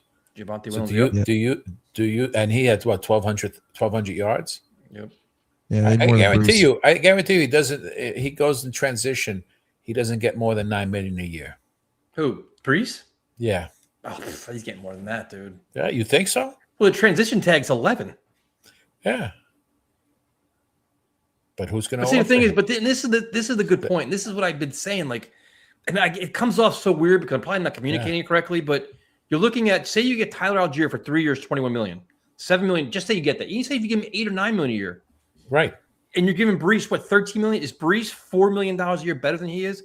And then it'd be a combination of Braylon Allen and Algier. So it's not like you have a guy that you hope comes back strong and good. Like, you know what I'm saying, Bubs? Like it's the sum of all the parts. Listen, I would still go after this guy depending on Allen's health. Yeah. Yeah, but you're not gonna pay Breece $14 million and Algier $9 million a year. See, this is why you're firing him. See, Bubs, we gave him 2 minutes. You want to bring two quarterbacks? You're gonna pay two running backs too, right? What are you gonna do? Not field the rest of the team? You got $90 million. You got $90 million. What you spend haphazardly? That's ridiculous. That's a ridiculous. This is ridiculous. How are you, Bubs? Let him play with the goat. Let him play with the goat. That's a ridiculous take. Algier and Breece. Hey, two-headed monster. Yeah, then that money can go somewhere else. Like you gotta get a guard. You need linebackers. You need safeties. Still could get a guard. You got a lot of money. Oh. You got a lot of money. You're like the American Express Black Card right now. You're like, I'll just spend it all. Who cares? You gotta spend 50 right off the bat. Yeah, but you know how many holes they have? Running back isn't the biggest need. Yeah. You're saying we can't get anybody. Ground and pound. This whole show. You said we're not gonna get anybody. Well, to me, I think the wide receiver help is gonna come from the draft, not free agency. Because everybody wants the same thing. And it's like, oh, Romeo Doubs. You know who else wants Romeo Doubs? The rest of the fucking NFL. So why is he going to come to the Jets with no quarterback? Armand made a good point. Would you trade for Brian Thomas Jr.? He drops a lot of passes, man. What do you think? What do you think, Bubs? Yeah, I mean, he fell off badly last year. I was actually a victim of the Brian Thomas Jr. fantasy football decline. I took him. I drafted him. Very next pick was JSN. So just a disaster. But yeah, I mean, last year was brutal. He's intriguing in terms of if he can get back to his rookie year form. You're selling low right now on him. So in terms of a trade, you're getting him at low value, and you have him control for 3 more years, because then you have the 5th-year option because he was a first-round 23. Pick. So, yeah, he's young. It's a very intriguing option. I mean, I even last year, even with all the drops and the issues he had, he still is the second best receiver automatically in this room right now, minus Garrett probably. I mean, he might be. A.D. Mitchell is solid, but he definitely an upgrade. I mean, if you told me you traded for Brian Thomas Jr., maybe added a lower level veteran and drafted somebody, or you draft somebody and then you trade for Brian Thomas Jr., I could get on board with that, but it's just the concern is, the risk is he more of the player we saw in year one, or is he more of the player we saw last year? And if he's more of the player you saw last year, then you're looking at, comes down to your quarterback, the wide receiver 3. Well, who's your quarterback going to be? Well, in Afram's role, he's going to probably spend money on 3 quarterbacks. Marcus, he had the money. I'm going with Marcus. Okay, Marcus Mariota and who? And Tyrod. Oof. Not sure I like that. Whether you like it or not, it's like you have many choices. I like Tyrod as a leader, but yeah. But My remember, big- anyone you're bringing in here, 1 second, Bob. Anyone you bring in here is going to Right. want to start. Correct? He said Yeah. 1 second, Bub. I show now. No, I just wanted to, anyone you bring in here wants to start, right? Yeah. So, Yes, we do have Bailey's and Hendon Hooker. yeah, Oh, that's right. Hendon Hooker. I forgot about him. there you go. Yes. I See, like now we're Tyrod, dude. building out a room. Here we go. Bailey's happy, Hendon Hooker. Now, Yeah, which you're rookie What we're a taking? disaster. We don't That's even need looking to better. address it in free agency. More optimistic. Yeah. My God. What a Yeah, disaster. kid. Exactly.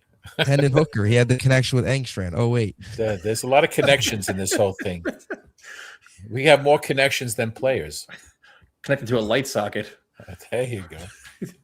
So who's your okay? So listen, we got this time Enough next of this week. first time call. This time next week, we're going to have like 3 players signed. Who are they going to be? Devin Lloyd. Oh, Jesus Christ! How much you paying Devin Lloyd? I don't know. You don't know. Se- Just whatever he wants. We have $100 million of cap space. Let's break the bank on Devin Lloyd now. 15 mil, 15 to 17, Oh my God! 2 years, 2 years? You think he's going to sign a 2-year deal? 2 or 3. He's 27. Yeah, exactly. So you got a 3-year deal, get out in 2. What are we doing Work here? one of those deals. It's just Like we've all with everyone else. 3-year deal, out in 2, option of 2. it's not realistic, dude. It This seems is to work ridiculous. quite a bit This with is other just players. This may be your worst call. This No, is no, terrible. no, no. It's It's not what horrendous. you want to hear. That's the problem. It's You not think what Devin wanna Lloyd's going to hear. take a 2-year deal from the Jets? No, I'm saying 3-year deal, but out in 2. The option to get out after 2. But why? Who's getting the option? Him or us? It could be How- both. How They- much? They've been doing that nonstop with other guys have had the same deal. Who? Like who? How much you said? Who fucking do Stone Smart? Oh my God! Play with the goat. But look at Juwan you're Woods. comparing one of the top players in football as opposed to the clowns we have on this team. Oh well, Josh Reynolds got What the a hell? certain favorable deal. No shit. You know why? Because he sucks. What were you saying, Bubs? Exactly. You can't answer. So how much are you paying him over the 3 years or 4 years, whatever it is, 2 years, 3 with and 2 out? What I say about 17? What's that? 34? What's that? About 51? Yeah. Okay. Guarantee him 30. Yeah. Let's say. Bubs, your thoughts? Yeah. Right now, his value get is out. $20 million per year. So he's gonna give Yeah. the Jets a discount. But we'll continue going with this. Don't go by that. Everyone. Don't go by the facts. That's not the facts. That's just speculation. Let's just go That's by just fantasy speculation land. these guys put on Okay, paper you know what? there My bad. in I'm gonna give Spotrac and all that. No, Has what that I'm gonna ever do is been I'm that just very gonna- accurate? Let's keep it real here, Bubs. Has that been very accurate? Let's keep it real. We're gonna give Devin Lloyd 3 years, Oh. $10 million per. We'll see what Because the you know what? market That's all does. we're gonna pay today. Because that's all we feel like. He's gonna come sign that, and then we're gonna get Derek Carr 2 years, $5 million per. No problem. This is what I got to go through. Here I Give come. Josh Reynolds 5 more years. Why not? He's great. Yeah. What are we doing here? What are you paying him? I'm not getting Devin Lloyd. Why I don't not? want him. Well, who do you want? Anzalone Why not? at 32 I've already convinced myself that Anzalone is a Jet. years? Like, I just think it's going to happen. It's just stars align for it. What about the Why? linebacker? Why is it a Not line? that I even, not necessarily I want Anzalone because I think there's a lot of flaws in his game and he is older and I Yeah. don't think he's that good and they probably will overpay. But it's just the obvious connection with Glenn. That's like There was his a lot guy. of We even connections heard with Glenn Anzalone last connect. year. And we didn't get Yeah. it. No, yeah, I mean, we heard Anzalone rumors last year potentially Yeah. via He loves trade Aaron that Glenn. never happened. Yeah, so He loved him because so I much think he he didn't was come even last worked with year. him. In Oh yeah, New but Orleans. came out. We also heard about Tim Patrick for how long? How'd that work out for us? Yeah, Yeah. Yeah. Did it. This is what I'm talking about. I'm not really sure what you're talking about. Well- I know you don't. So now let's see. So now you're gonna get 2 high priced quarterbacks. You're gonna get Devin Lloyd, the highest paid Who's linebacker. the high in price football. quarterback? That's what you just said. Who's the high price quarterback? Who's your first quarterback that you wanted? Marcus Mariota. Okay, who's your second quarterback that you wanted? I said Tyrod. No, what division? Oh no, I'm sorry, running backs. You have two high-priced I running said backs. Algier instead of. So now you have 14 million for Breece. You have Algier for 10 million per. No, I didn't say 14. Now you got Devin Lloyd for 20. I didn't say per. 14 for Breece. Now you're changing this whole thing. Oh, 12. Okay, not even That whole $2 million makes a difference. We have $20 million invested at the running back position, and now $20 million at linebacker for one player. There goes 40. So did you want talent, or do you want just a scrub and pay him a lot of money? I mean, I want a complete roster. You can't be top heavy. Okay, but listen, if you're gonna, let's say you want Styles, so you're not even gonna bother with Lloyd. Maybe go after Leo Chanel. Why not? Shell's a good No, player. I have no problem. But I mean, you still, if you're not going to go for Styles, who'll probably be your primary, you're going to have to go with someone else to match him up with instead of Sherwood. Or I don't know what they're going to do with Sherwood. You got to beg Salah takes him. Yeah, you make a deal with them.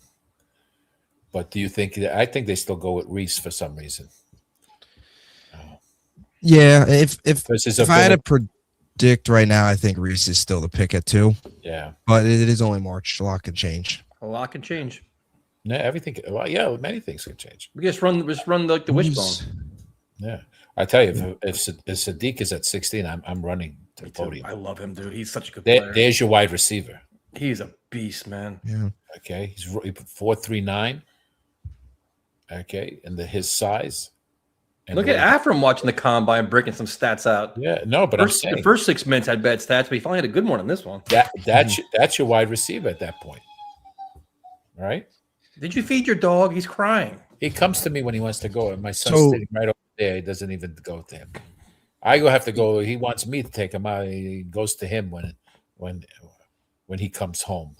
So right now, he's telling dog, listen, I'm busy working around, dog. Just go pee the floor. I'm here dealing with Tyson here, Riley. Pee the floor. Okay, sweet. So if you go Sadiq at 16, who's your other pass catcher? Free agency? Free agency, most likely. If you can. Like a Surratt from Indiana or something like that. Yeah, why not? You got A.D. Mitchell, too. You need at least one more. Would you go? I am warming up to the idea of a Brian Thomas Jr. trade. Just thinking about the last couple minutes, I must admit. Would you go for another edge or C.J. Allen? Yeah. Anthony Hill's another one, linebacker from Texas. That's an interesting name. Who's the other one? Cooper. The Toledo safety is pretty good. I feel like we're witnessing animal abuse right now. Where I hear the dog crying in the background. He's fine. He always it seems like animal abuse. We can't condone this. He does a squirt and he kills me. He keeps me out there for 20 minutes just to do a squirt. And this guy's drinking on the show. What are you doing over there? Drinking on the show? I'll just drink his water. I'm going to go on mute for 1 second. Talk, Javid. I was going to say, see, Afram now Afram knows what it was like when Tyson's nitpicking your contract situation. He gave a bad take. What do you want me to tell you? He wants to pay $20 million for running backs. You force numbers on the spot, and then you just how do I force numbers? Is what he said. I'm just saying. He said Breece and Tyler Algier. I think it's a horrible way to allocate your money. I typically agree with Afram, but I disagree on that one. Yeah, I wouldn't pay both. I'm paying both and be happy about it. You'll be happy when you can't sign nobody else, though. If you didn't sign so many people, it'd be unbelievable. Oh my God, this is this is an afterburners call. This is where it's like fantasy land bullshit. No integrity whatsoever. I've got $90 million this year. We used to have integrity on the show. Next year. What makes you think I can use some of that 200 for this year when I want to? If I wanted to. No, I like using the 200 million. I agree with that. Okay. I just don't like using it on Algier and Breece. Yeah, it makes no sense. Yeah. That's the hang up for me. I agree, though. All I was saying, if Allen isn't healthy, that would be a good 1-2 punch right there. If you're gonna, but you can get better, cheaper options. You can get Price later on in the draft. He's a good running back. Yeah, I would like drafting someone over that. Yeah, I mean, it's wise roster management, wise cap management. I'll say something because I'm sorry, I just don't like that the idea of just paying both of them like a solid deal, I'd rather just draft Love at 2 than that. And I don't want to draft Love at 2. Let me just before Tyson gets off the hand. Dude, I want to find a way to get Love on this team, dude. I would love to have him on this team. It's just not. We're just not built for it this year. Nope. It's not the time. Stars haven't aligned for us. You know, we're too high. At Ephraim's house now. Is there a riot going on now? Is the dog on the counter? He's gone. My son got him. Is that right? Am I right now? It's okay. All's well. I don't know. You're not going to turn me into the ASPCA? Yeah. I think Bub's already texted him. It seems like he was texting over there. No. Bub's a nice person. Not what your takes tonight. He's not. You're making Bubs mad. He's turning red up there. No, he's not. He liked my take. He liked the take on Brian Thomas Jr. Okay. Job, are you in for Brian Thomas Jr.? When you don't have that much to choose from. Why would I want? I'm sorry. Why would I want Brian? Too late for that, my friend. Why would I want Brian Thomas Jr. when he's not? I'd rather go back and get the Yak King back. Right? He's Malachi Corley. He's so much better than BTJ, isn't he? That's what good heard. Point. I actually was questioning where you were going with that for a second, but that was a good one. No, I still can't believe they laughed when they drafted him. Yep. They high-fived each other. No matter what. And then somehow they walked out with good PR that Woody ruined the whole thing and not them. Yep. They were amazing. They high-fived each other and then put it in the documentary. They greenlit that. They greenlit their draft board, having him way ranked down, and said, yeah, put that in there. Yep. Only the Jets. Oh my gosh! Yeah, that was crazy. Well, Ephraim, thank you for calling, man. We appreciate it. Thank you, Bubs, for having me. Any final hot takes before next week? No, I leave all the hot takes to you because you're a master at this. I don't know what you're talking about. Yeah, we try to have. You don't know what you're talking about. We try to have a good conversation here, and you bring nonsense to the table. No, I bring ideas. Ideas. You're supposed to be a responsible cap guy, and you're spending haphazardly. You talk about we get everything on the cheap, and now when we want to spend a little money, you don't want to. You're spending at the most irrelevant position on the goddamn team. What? We talked about jet tax. Now you don't want to spend the jet tax. You want to be the cheap. You're spending the jet tax on 2 running backs. So make up your mind. Are you going to pay guys, or you're not going to pay guys? You're going to pay a jet tax on running backs. Okay. Meanwhile, we can't afford offensive linemen. I'm going to pay whoever can do good for this team. Yep, Jesus. Okay. Your last name must be McCagnon. All right. Well, who are you bringing in? You say the wide receivers are going to come in because we ain't got a quarterback. I'm not paying for 2 running backs. Okay. You ain't got many choices. I got plenty of choices. Running backs are a dime a dozen, dude. I don't need to spend everybody's a dime a dozen to you. I never said that. I don't know what's gotten into you. I think you've been putting that. I don't like animal abuse. I feel bad for the dog now. It's upsetting. That's why you keep yelling with that goat. Poor dog is probably sitting there peeing. Javed, I feel sorry for you because he's going to attack you next for the next 5-10 minutes. I like Javed.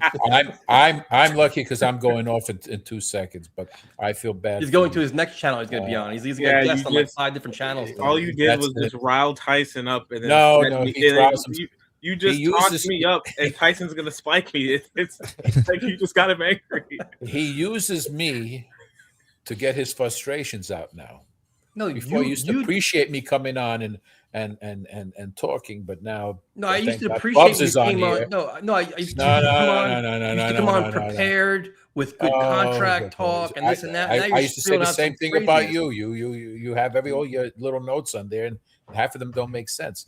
But Javed, it's good to see you again. That's Afro. Good luck to you. That's just the life cycle of a Let's Talk Jets caller. The only person immune to the downfall is Jose. Yeah.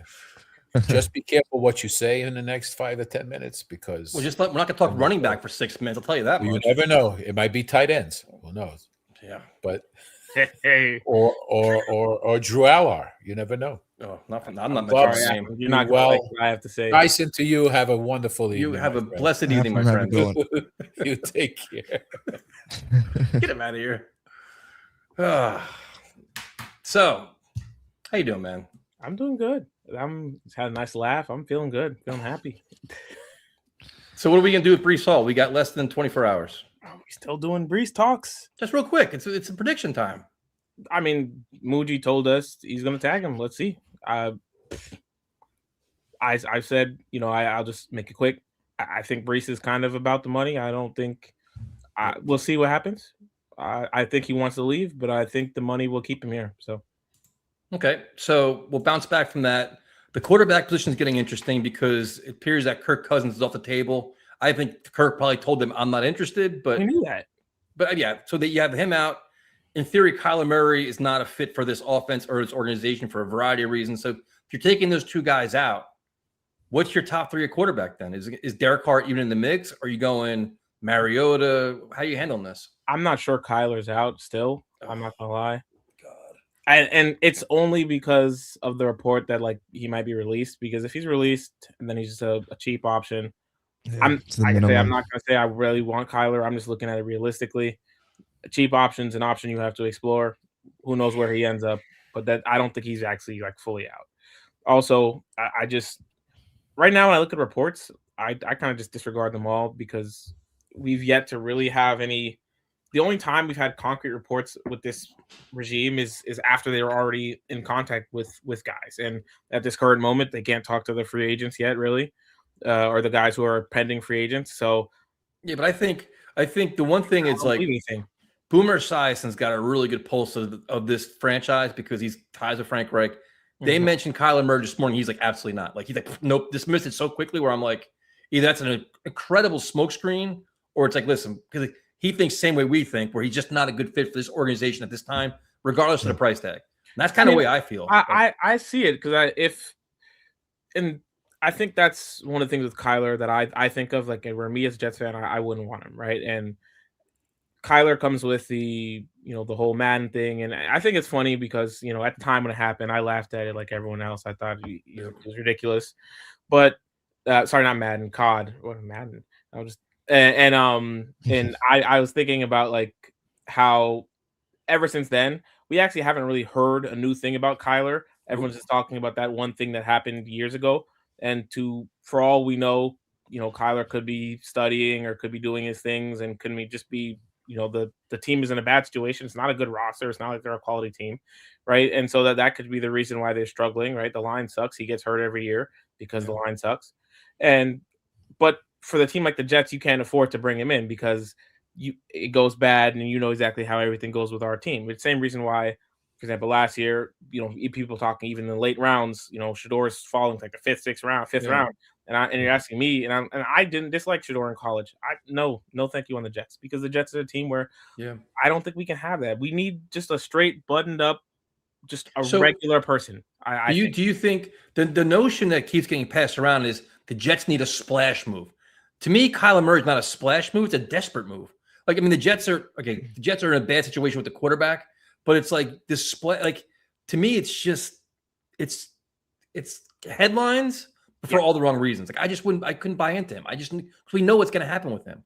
Like, I'm not saying I love Andy Dalton or Mariota or any of those other guys, but I'm like, all right, adult in the room, see what it is, bring in two veterans. I don't know, just the Kyler Murray thing is just not a good fit for me, man. It's just not. I would say I don't think he doesn't sell tickets. Are you buying tickets to see Kyler Murray play?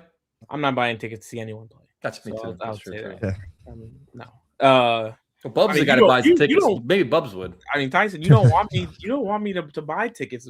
Must I remind you, the 3 Jets games I've gone to, that's right, where Zach Wilson with his like 3-4 picks against the Patriots. Yep. Zach Wilson against the Jaguars in the rain, and then Rodgers tearing his Achilles. I don't think you guys want me going to games anymore. We hung out for that game. So Bubs, Bubs, if the Jets sign Kyler Murray, does it make you want to buy tickets? No. Nothing will make you want to buy tickets with this team this offseason. I agree. I don't think in terms of quarterback there's any splash move. Nope. But in terms of the quarterbacks we're looking at, on-field results, Kyler would bring the most splash if it actually worked out. I'm not saying but this is not me lobbying for Kyler. I was just saying in terms of I think none of the quarterbacks are splash moves. The only splash move at quarterback is drafting Simpson. And I'm still iffy on that. That would make me nervous, because the nervousness would be when the Jets have 3 wins in late November. I'm like, oh, we got to play the kid, and we know he's not ready. That's when I start getting nervous. That's not why I'm nervous. I've said it. I like the kid. I just think the best path for the Jets is to use our trade ups, our picks to trade up next year for a QB. All right, so I just feel like that's the best option for us. So rank your top 3 quarterback options then for yourself. Can we just talk about a different position? No, we gotta do this. We'll go on to Devin Lloyd next because apparently Devin Lloyd's the savior of the team. I'm telling you, right now I don't have like top quarterbacks. I have a lot of things I don't want. A lot of pain. Yeah, I genuinely I'm just it's just a wait and see with the as where it comes for quarterback. I don't have high expectations. I just want some competence. Bring me a vet. Get the ball to Garrett Wilson, and whoever else you draft or bring in. That's what I want to see. I want to see pick 2. So hold on. We'll transition to this. The Jets made a power move, trading away Jermaine Johnson, leaving a hole at pass rusher, which for some, pick 2 could be pass rusher, but you could also get a pass rusher in free agency, getting more flexibility in the draft for somebody else. How would you handle that? I'm taking the risk. It's not like the risk, but I'm taking Reese. I think I like Styles, I like Downs. I'm not going to say I dislike those players, but I think Reese he's the pick. He's also a physical freak, right? You hear good things about him mentally and him as a leader and a locker room presence. You haven't heard anything negative about him. You've just heard positive things. He's also 20, right? He's 2 years younger. Can I say something? Everybody from the Ohio State locker room is getting the same thing. Yeah. Styles, Downs, Reese, all great leaders, great culture guys. It's a whole locker room full of leader guys. True. But theoretically, if you have your defensive line leader, your linebacker leader, and your DB team leader, that's how it goes sometimes. You can have multiple leaders at each level. I would be a lot more I would have a lot more red flags about it if you're telling me everyone's a team leader and it's just 3 guys who play the same position because one of you is the leader. I'm sorry. Right. But I think Reese, he's only 20. He's still going to get bigger. He plays the run well. He has the pass rushing upside. And, you look at his numbers, you look at his metrics and his body and some of the stats, right? Where, he didn't get many opportunities to pass rush, but when he did, he was impressive. And you think about the comparability he has to Micah Parsons. And even if he's close to that, where you can move him around and he can pass rush from standing up above the center, or he can go on the left, he can go on the right, he can be someone you move around, you can drop him into coverage. If we can have someone like that, and that's part of the thing where, I think of my people talk about Bailey versus Reese, right? I think Bailey probably is people say this, he's the safer pick, but I mean, the Jets are ass enough where, might as well fuck it, right? We need to, if we can get a generational talent and just truly generational talent, we want Jeremiah Love then. No. I mean, I get what you're saying, Tyson, but you can't be ridiculous. I think in the eyes of many, they say Caleb Downs and Jeremiah Love are the 2 best players in the draft. I agree with that. So the Jets are so good they can pass on both of them? Yes. Well, no, they don't. All right. The Jets are not so good that they can pass on both of them. Right? I just think Reese has the potential to be a mercurial talent at linebacker edge. Bubs, can you translate that for me? What is mercurial? That sounds like a negative to me. Mercurial. Sounds negative. No, it's not negative. It's very positive. Magical. Close to it. Yeah, something like that. Basically. I think the atoms are around David's head right now. I'm just saying, if Reese has the potential to be a very, very special. There's a rule here, Afam. If you're gonna try to insult me, at least spell my name right. That's just little basic rules. I mean, it's on the screen. It's still on the screen. What are we doing here? Yeah, but I really like Reese. I think could you imagine if we have a pass rusher who we can just, especially along with McDonald, right? Because if we can stop the run, because you have Sweat, you can trust Reese who can play the run a little well on the outside, and then you have just him and Will in 3rd and long, 2nd and long situations. Oh, come on, that would be something really. Are you saying we're gonna be playing with the lead? I hope so. That'd be nice. I mean, we can't be playing from behind the whole time, right? I'm just asking questions. What do you think, Bubs? Playing with the lead? We're not going to be playing with the lead much this year, I don't think. No. I mean, but third and long without playing to lead. Sorry, Bubs, to cut you off. What are your yeah, no, wait, I mean Bubs, they've got to put themselves in more passing situations. Sorry, what was that? what is your assessment of Javid's assessment of Reese? It's a lot of assessing right there. Yeah, I think it was a good. My assessment is it was a good assessment of the assessment. But no, yeah, I mean, I like Reese too. It's just the bigger thing between him and Bailey is like Bailey's the sky's the limit from a pass rushing standpoint. Had the 14.5 sacks, led the nation there, led the nation in pressures. The athleticism was off the charts at the combine. So if you go him, you're relying more on that just pure pass rusher. The run defense needs a lot. Needs a lot of improving, and there is some lot left to be desired from that aspect. Arvo Reese, a little bit more of that balanced stand-up edge rusher. So if you're looking for the balance, and he's a beast as a pass rusher too, then Reese is your guy. And that's where I think Reese is still ahead for me, just because he's a more complete pass rusher. So yeah, I mean, I like Reese. I really like Bain too, but I just don't think he fits a 3-4. No. And I'm not concerned about Bain's arms. The dude was a stud at Miami. Like, you turn on the tape, he was a monster there. I just don't think he fits now because he's a 4-3 that could switch inside on third and long and allow, all your pass rushers to be out there at the same time. He's not a 3-4 guy. So that's where Reese and Bailey are your front runners. And I still think Reese is one, but it could change. I mean, Bailey, his name's hot right now, and we still a month and a half left to go before the draft. There is a very good chance we get to April, get to the draft, and Bailey's the guy. It's kind of like Membu last year. This was right about the time where Membu started to storm onto the scene, right? Every time after the combine, those risers. So Bailey could be in that same boat of where you feel like for the longest time it was Reese or Bailey. Now it's Reese or Bain. Now it's Bailey's starting to rise up too. So it'll be interesting. Just for a sidebar, real quick. I love Rutt's Hut in Clifton. We're talking hot dogs in the chat over here. I'm watching the hot grill Rutt's Hut. Like, I'm just made me hungry now. Sorry, go ahead, I just wanted to add on that. I kind of on where it comes to Reese, to Bailey, and I will not pretend to be a defensive line guru. So don't start with the jokes and Javed defensive line breakdown. I'm just looking at things I've seen from other people online. They're talking about how he does have great pass rushing chops, but he's a bit they say potential. There's a concern about his bendiness and his agility. And then to me, then he shows up and he doesn't do the agility drills. He does great on the other, like the straight line things, which is where, he kind of excels in terms of his pass rushing. But I was kind of concerned about that. But then to me, Reese also killed the combine, and I think probably even more than he did. So I don't think he may not rise because of that. But I'll say this, right? When it comes to like Reese and you're hesitant because you think he might be a bust or he might not work out. Like, if we can't trust Carl Dunbar to develop a defensive lineman, who can? Aaron Glenn. What about our head coach?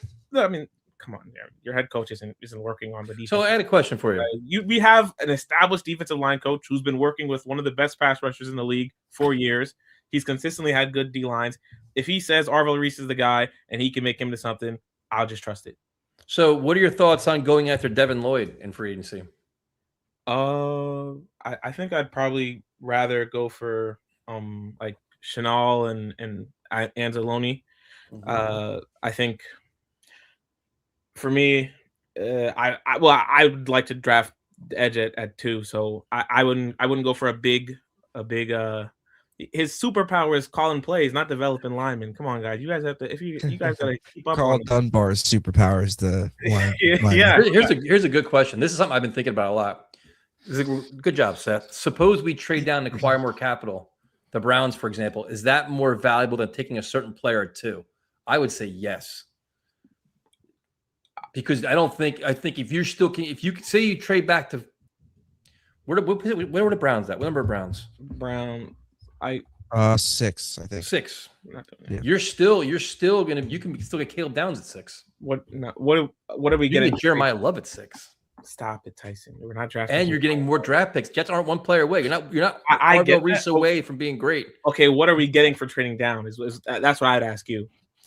If you can get a third, I think that'd be big. You can get more than a third. I wouldn't. Well, I mean, you'd obviously get their. Well, if you're moving the 6, you'd obviously get their 6th, and then a third, and then something else. Maybe a 4th, maybe. I would do I it. also you don't. I also don't think you. Let me see where the draft. Yeah, they are I right. don't Yeah, the think you chat is get right. They also, down because that's at- the Jacksonville pick. Yep. Yeah, they also do have the 24th pick. I don't think you get downs at I 6. believe that's from I Jacksonville. think, He's probably going to the Giants. yeah, that's what I think. The Giants are taking him at 5. Jeremiah Love sitting right, or you get Sonny Styles there at 6. I think. Yeah, so I mean, then you would there's- take 6 and 24. Yeah. see, there's a lot of people talking about the Titans potentially getting Love, but I wouldn't be surprised if they took Styles. Either. What way. about trade with the Browns? Get 6 and 24. Take Simpson at 24. No, I don't want that. I'm sorry. I would personally. I'd much rather just stay and pick. I looking at the picks we have, we're not going to end up using 6 because you're talking about trading back. That would make it 6 first rounders in the next 2 years. We're not going to pick 6 first rounders. Why not? It's just you're just not going to do it because even like According to Afram, we have $400 million in cap space. But I would say no, but Tyson, I mean, forget about next year, financially, right? Say you pick 6 good players in the first round the same year, right? You're in a good situation, but you're definitely not going to be able to keep all 6 players, right? That's you're just probably not going to hit all 6 anyway. You'll probably get like 4 of them. I get that, but if you use, but instead of thinking that way, what if you just use an extra one to trade up so you have a higher chance of hitting? Fair enough. So moving from 6 to 2 would cost. Oh, I'd be done. I'd do that in a heartbeat. I'd do that in a fucking heartbeat. I would do it. Well, that's what I'm saying. You go to I 6. still would Yeah, draft you move back quarterbacks. 4. Let's say you take Sonny Styles 6. Then you go Mekhi Lemon 16. And then 24. Sadiq. Yeah. I have a question. Since we're just throwing things out there, Okay. I've seen a few times. I'm not even going to attempt to pronounce. I guess I will attempt to pronounce it. So please don't kill me. The offensive lineman. Penn State, I think. Vega Ioni. They call him Penn Vega, State, right? Yeah, Mhm. yeah. Yeah, I've seen a lot of people I mocking don't even want to try to pronounce to that us. name either. Yeah, I think McShay was on Rich Eisen's show today, and he called him Vega. And so I've seen him mocked to us a few times, right, at 16, and I think McShay kind of hit on this when he was talking on Rich's show, where he said the kind of issue in this draft is you look at the best 3 players in this draft, and the best 3 players are a running back, a safety, and an offensive guard. And he said he looks at those 3 guys and he sees them all as potentially, like he said, he bet like Hall of Fame level players. Mhm. And he's saying, obviously you don't like to take guard in the first round, to a lot of teams, but if you're looking at a Hall of Fame player, I would just take him. He said he's worth. I mean, he's worth that kind of high pick, right? Where I don't think the Colts are looking at like, man, we took Nelson at 6, right? Yep. That was like an amazing pick. And so my question for you is, would you potentially want to take him at 16 if he was there for us? Well, the first question I have is, what do we do in free agency? Did we sign anybody in free agency to be a starter? Say you brought back AVT on a or Simpson. Okay, you don't like AVT, whatever. I'm not trying to. I don't not like him. I just think it's his money. I get it. You don't like the idea of the money and the thing. I know you don't. We've had this. I'm not trying to argue. I was just throwing a placeholder starter in. But say we like Simpson. I'm not really high on Simpson either, but that could be. I wonder how much of a difference Frank Reich has on him. But I would say the question in that situation was say you brought back Simpson on a 2-year deal, right? Yeah. Would you just draft him and then just kick Myers out and move Tippmann back to center? Oh. You can make an argument Tippmann's better at guard than he was at center. Yeah. Yeah, but I could argue Tippmann at center is still better than where Myers is. So that's a fair point too. Yeah. But Tippmann I think is still better than a center than Myers was. Small arms are fine for an interior lineman. Yeah, it's interior line. Yeah, the Will Campbell comp, that's different. Yeah. Will Campbell should be moved to guard, to be honest. Yeah, he should be. That's interesting. Yeah, I mean, if you're getting the best guard in the draft at 16, how can you be mad at it when you look at your offensive line? Then when you have, dude, it's ridiculously young and they'll be playing together for a decade. We have an insane that would be the kind of line you have where I was gonna say something crackpot. Never mind. I was gonna say if you took Love at 2 than him at 16, we'd get killed in terms of like positional value drafting. But boy, our run game would be insane. But I don't know. I'm not actually.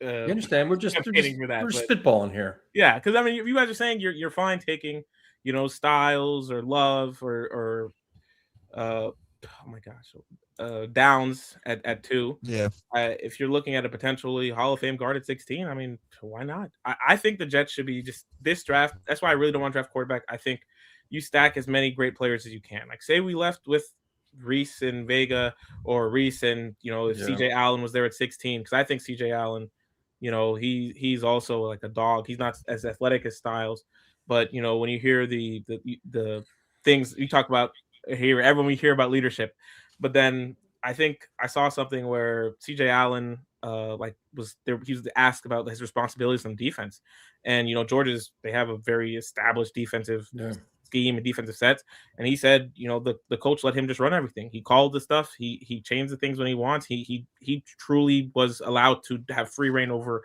a Georgia defense, and that is something that means something. And I think CJ Allen would be a great pickup. Right? I think looking at this draft, there's so many ways that the Jets can improve themselves, whether speak and you want to have the 1-2 of him and Mason Taylor, or you want to go improve the defense. That's where I'm just looking at this year and I say, skip on the quarterback, improve the team as much as you can. Yep.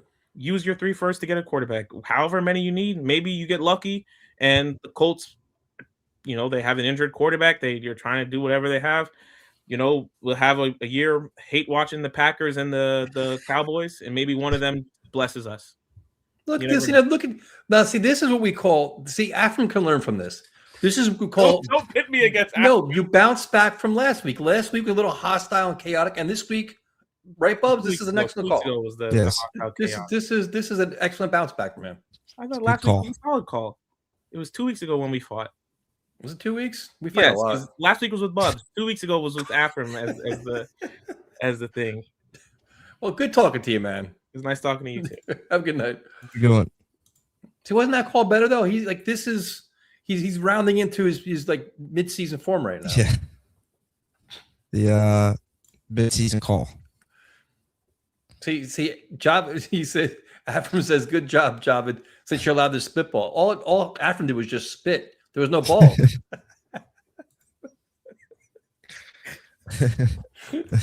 What's up, man? How you guys doing?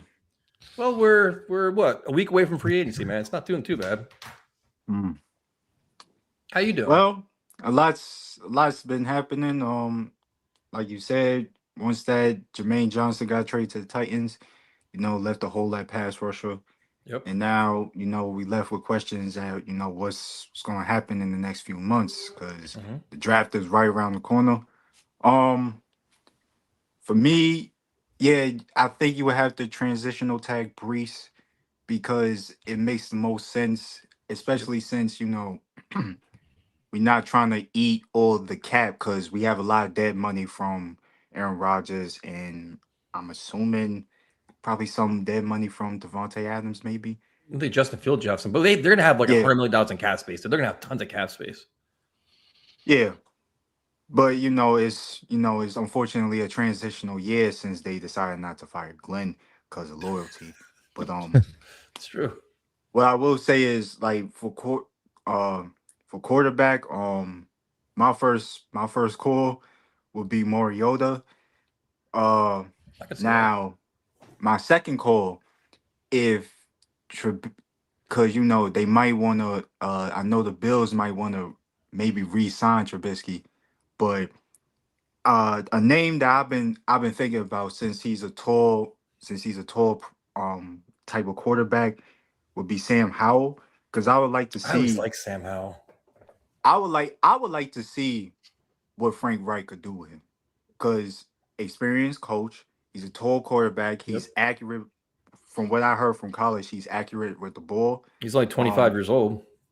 Yeah, and he's young enough to where you could say, okay, if Mariota gets hurt or he's not producing the way that they thought, I mean, I don't know how you would expect him to produce really, but I would see if they could get Sam, because he's young, and think about it like this: next year he could be in the quarterback competition with whoever we pick up terrible in the draft. It's worth the shot. I mean, what do you think, Bubs? I don't mind Sam Howell. He's young. He'd be cheap. Good Yeah. competition for Mariota. Why not? Yeah, I don't hate Sam Howell either. He's already had some starting experience too in the NFL, and it's kind of like the McKee type of quarterback, but you're not giving anything up for him, and he comes very cheap as a free agent. So, yeah, he's one of those names where if you want to go the veteran route, the older veteran, and then the younger veteran or younger stopgap, that could come in and compete like a Mariota, Sam Howell, have those two compete at camp. I wouldn't be against it now as a cheap backup for whoever your other starter veteran is. Yeah, and then you go from there. People talking about Anzalone. Unfortunately, it's going to be probably more than like a 3-year deal. Probably maybe something like 4 years. That's how fucking bad we are. But how old is Anzalone now? He's what? Anzalone, I think he's 32. Oof. Or will be. He's 31. I think he will be 32. Yeah, he's 31, but he's going to be 32 like September. So what kind of? You're essentially 32. You're not giving him a 5-year deal. You got to probably give him a 3-year deal, right? Yeah, it's his last big contract in the NFL. Yeah, they might add an extra year because you never know. That shit never ends well. And then you're still paying for the Douglas Void years and all that junk too. And see, it goes back to the damn mismanagement of what the hell happened previously. But let's be honest, they mismanaged it last year too. Joe Douglas was very bad at his job. They just made a lot of bad decisions last year in free agency as well. They were not and the whole not taking Rodgers' cap hit in 1 year was a mistake too. Yep, in my opinion. I mean, it goes to show there has to be a plan. We for some reason us fans never know what's the planning process with this team, and that's what's scary. Is again, trust something in the trust a wild card, I guess. Well, I mean, the thing is, you got to hope that last year they all learned. They learned on the job. They made a lot of mistakes, but they learned from it. But Moody's made a lot of good trades. I like the Jermaine Johnson trade. We like the Sauce trade, Quinn trade. They put themselves in a position to have a lot of success if they handle it well.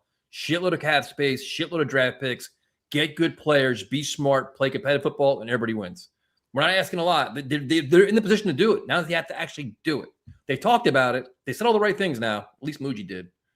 Now they got to show it. It's going to start in a week. At least Muji. But this is, like I said last time, this is the same team that we could think they could draft Arvell Reese and literally within the course of, because it's March right now. Within the course of a month, they'll draft Ty Simpson or no, they won't take him at 2. They better won't. Not. They won't. Because it don't make sense. No, like they won't. There's other holes on the team you have to fill. I heard Malachi Lemon. I don't know if Carnell Tate will be there at 16. I got Sadiq, the tight end. See if you could get him at 16, even though I feel like other teams, they going to want him within that like 10 to 12 range. So it's just we do a request there. Good call, man. So are you at least excited about free agency? I don't give a damn. I could care less. Aaron Glenn, count your days, because if you suck, your ass is out of here. Respect you as a player. Y'all have a good night, man. Have a good night, man. Oh my God. He always starts out happy and he always ends angry sometimes. Notice that every time he ends angry. Talks himself into the anchor. He just every time, man. It's crazy. I just feel bad, but you can see the frustration is building in his head. It's just like, Yeah. Interesting. I can't say I disagree with definitely the Glenn. His days are numbered. That's certainly what it feels like.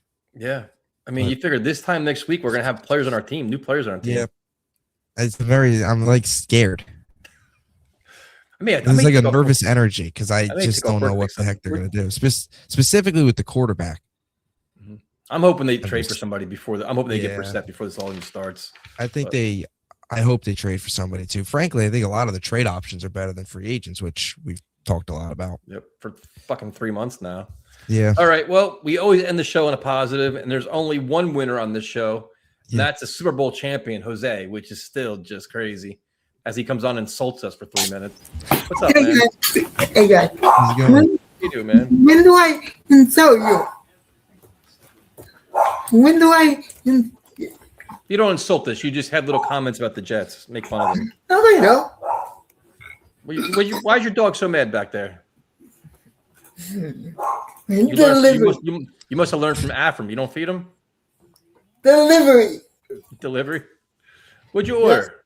Pizza? I don't know. Something from the Amazon.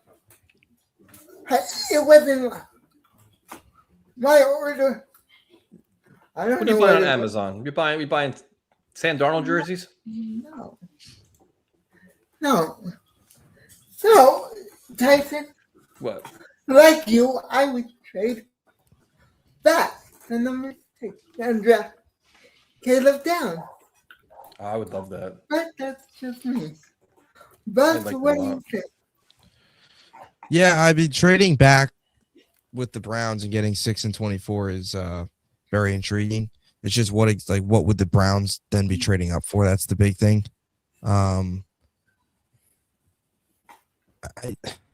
Downs, and then you go Lemon, and then The kid from Texas Tech?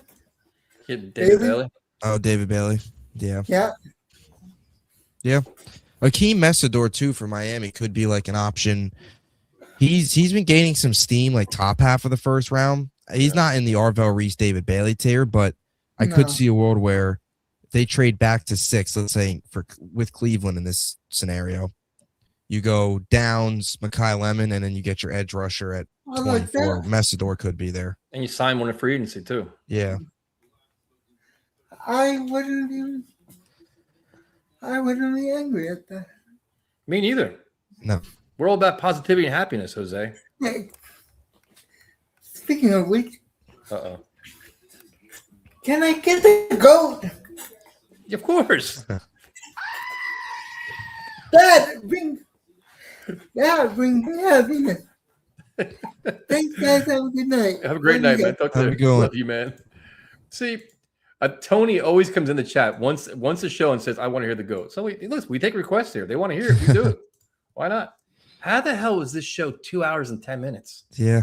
What did we It was- talk about?